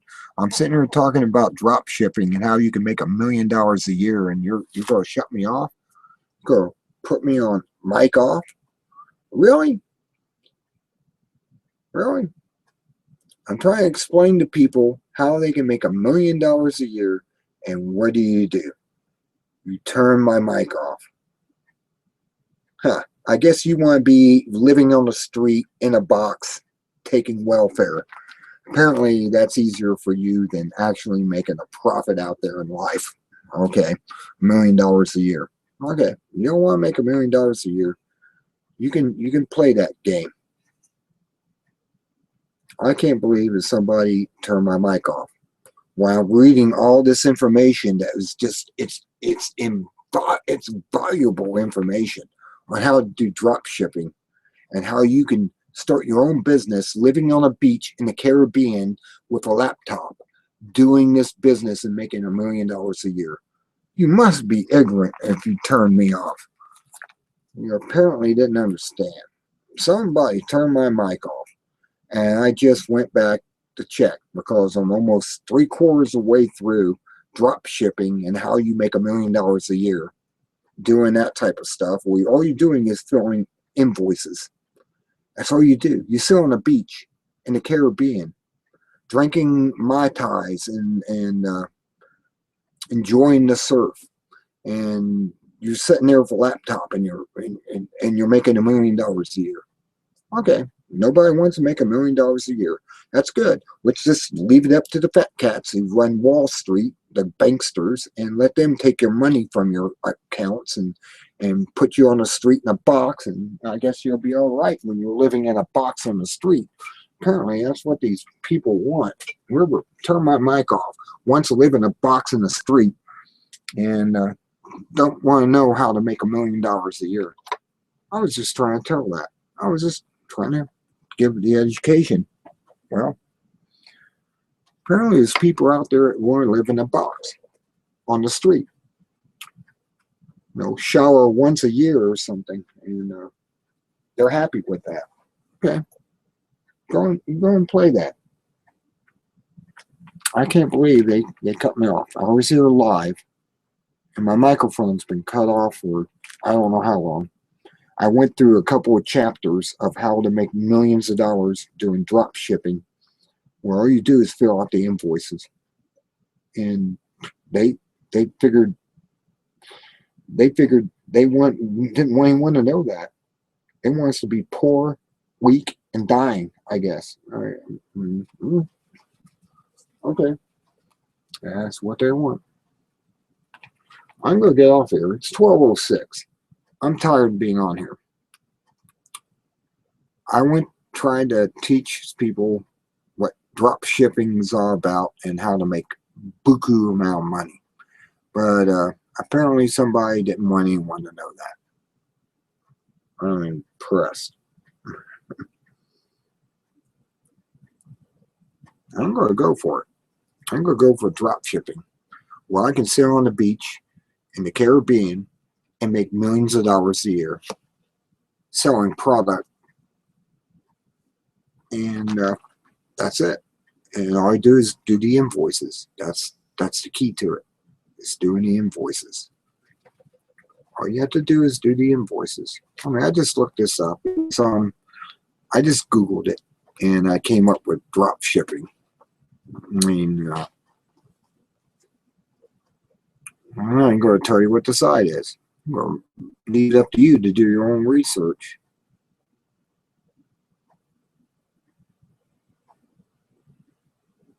I mean, this is just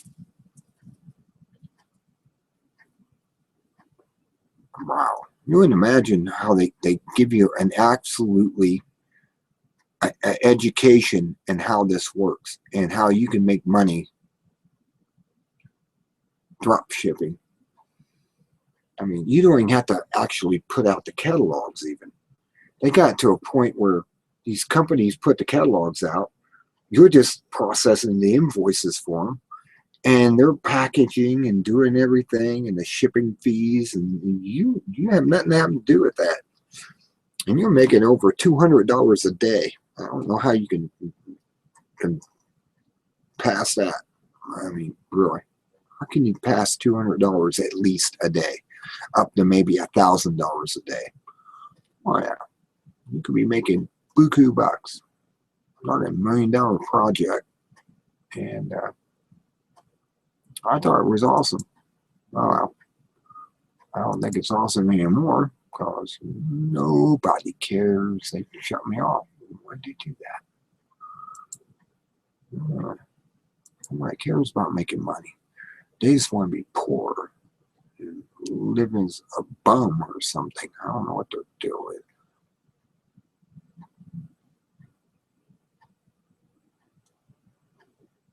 What?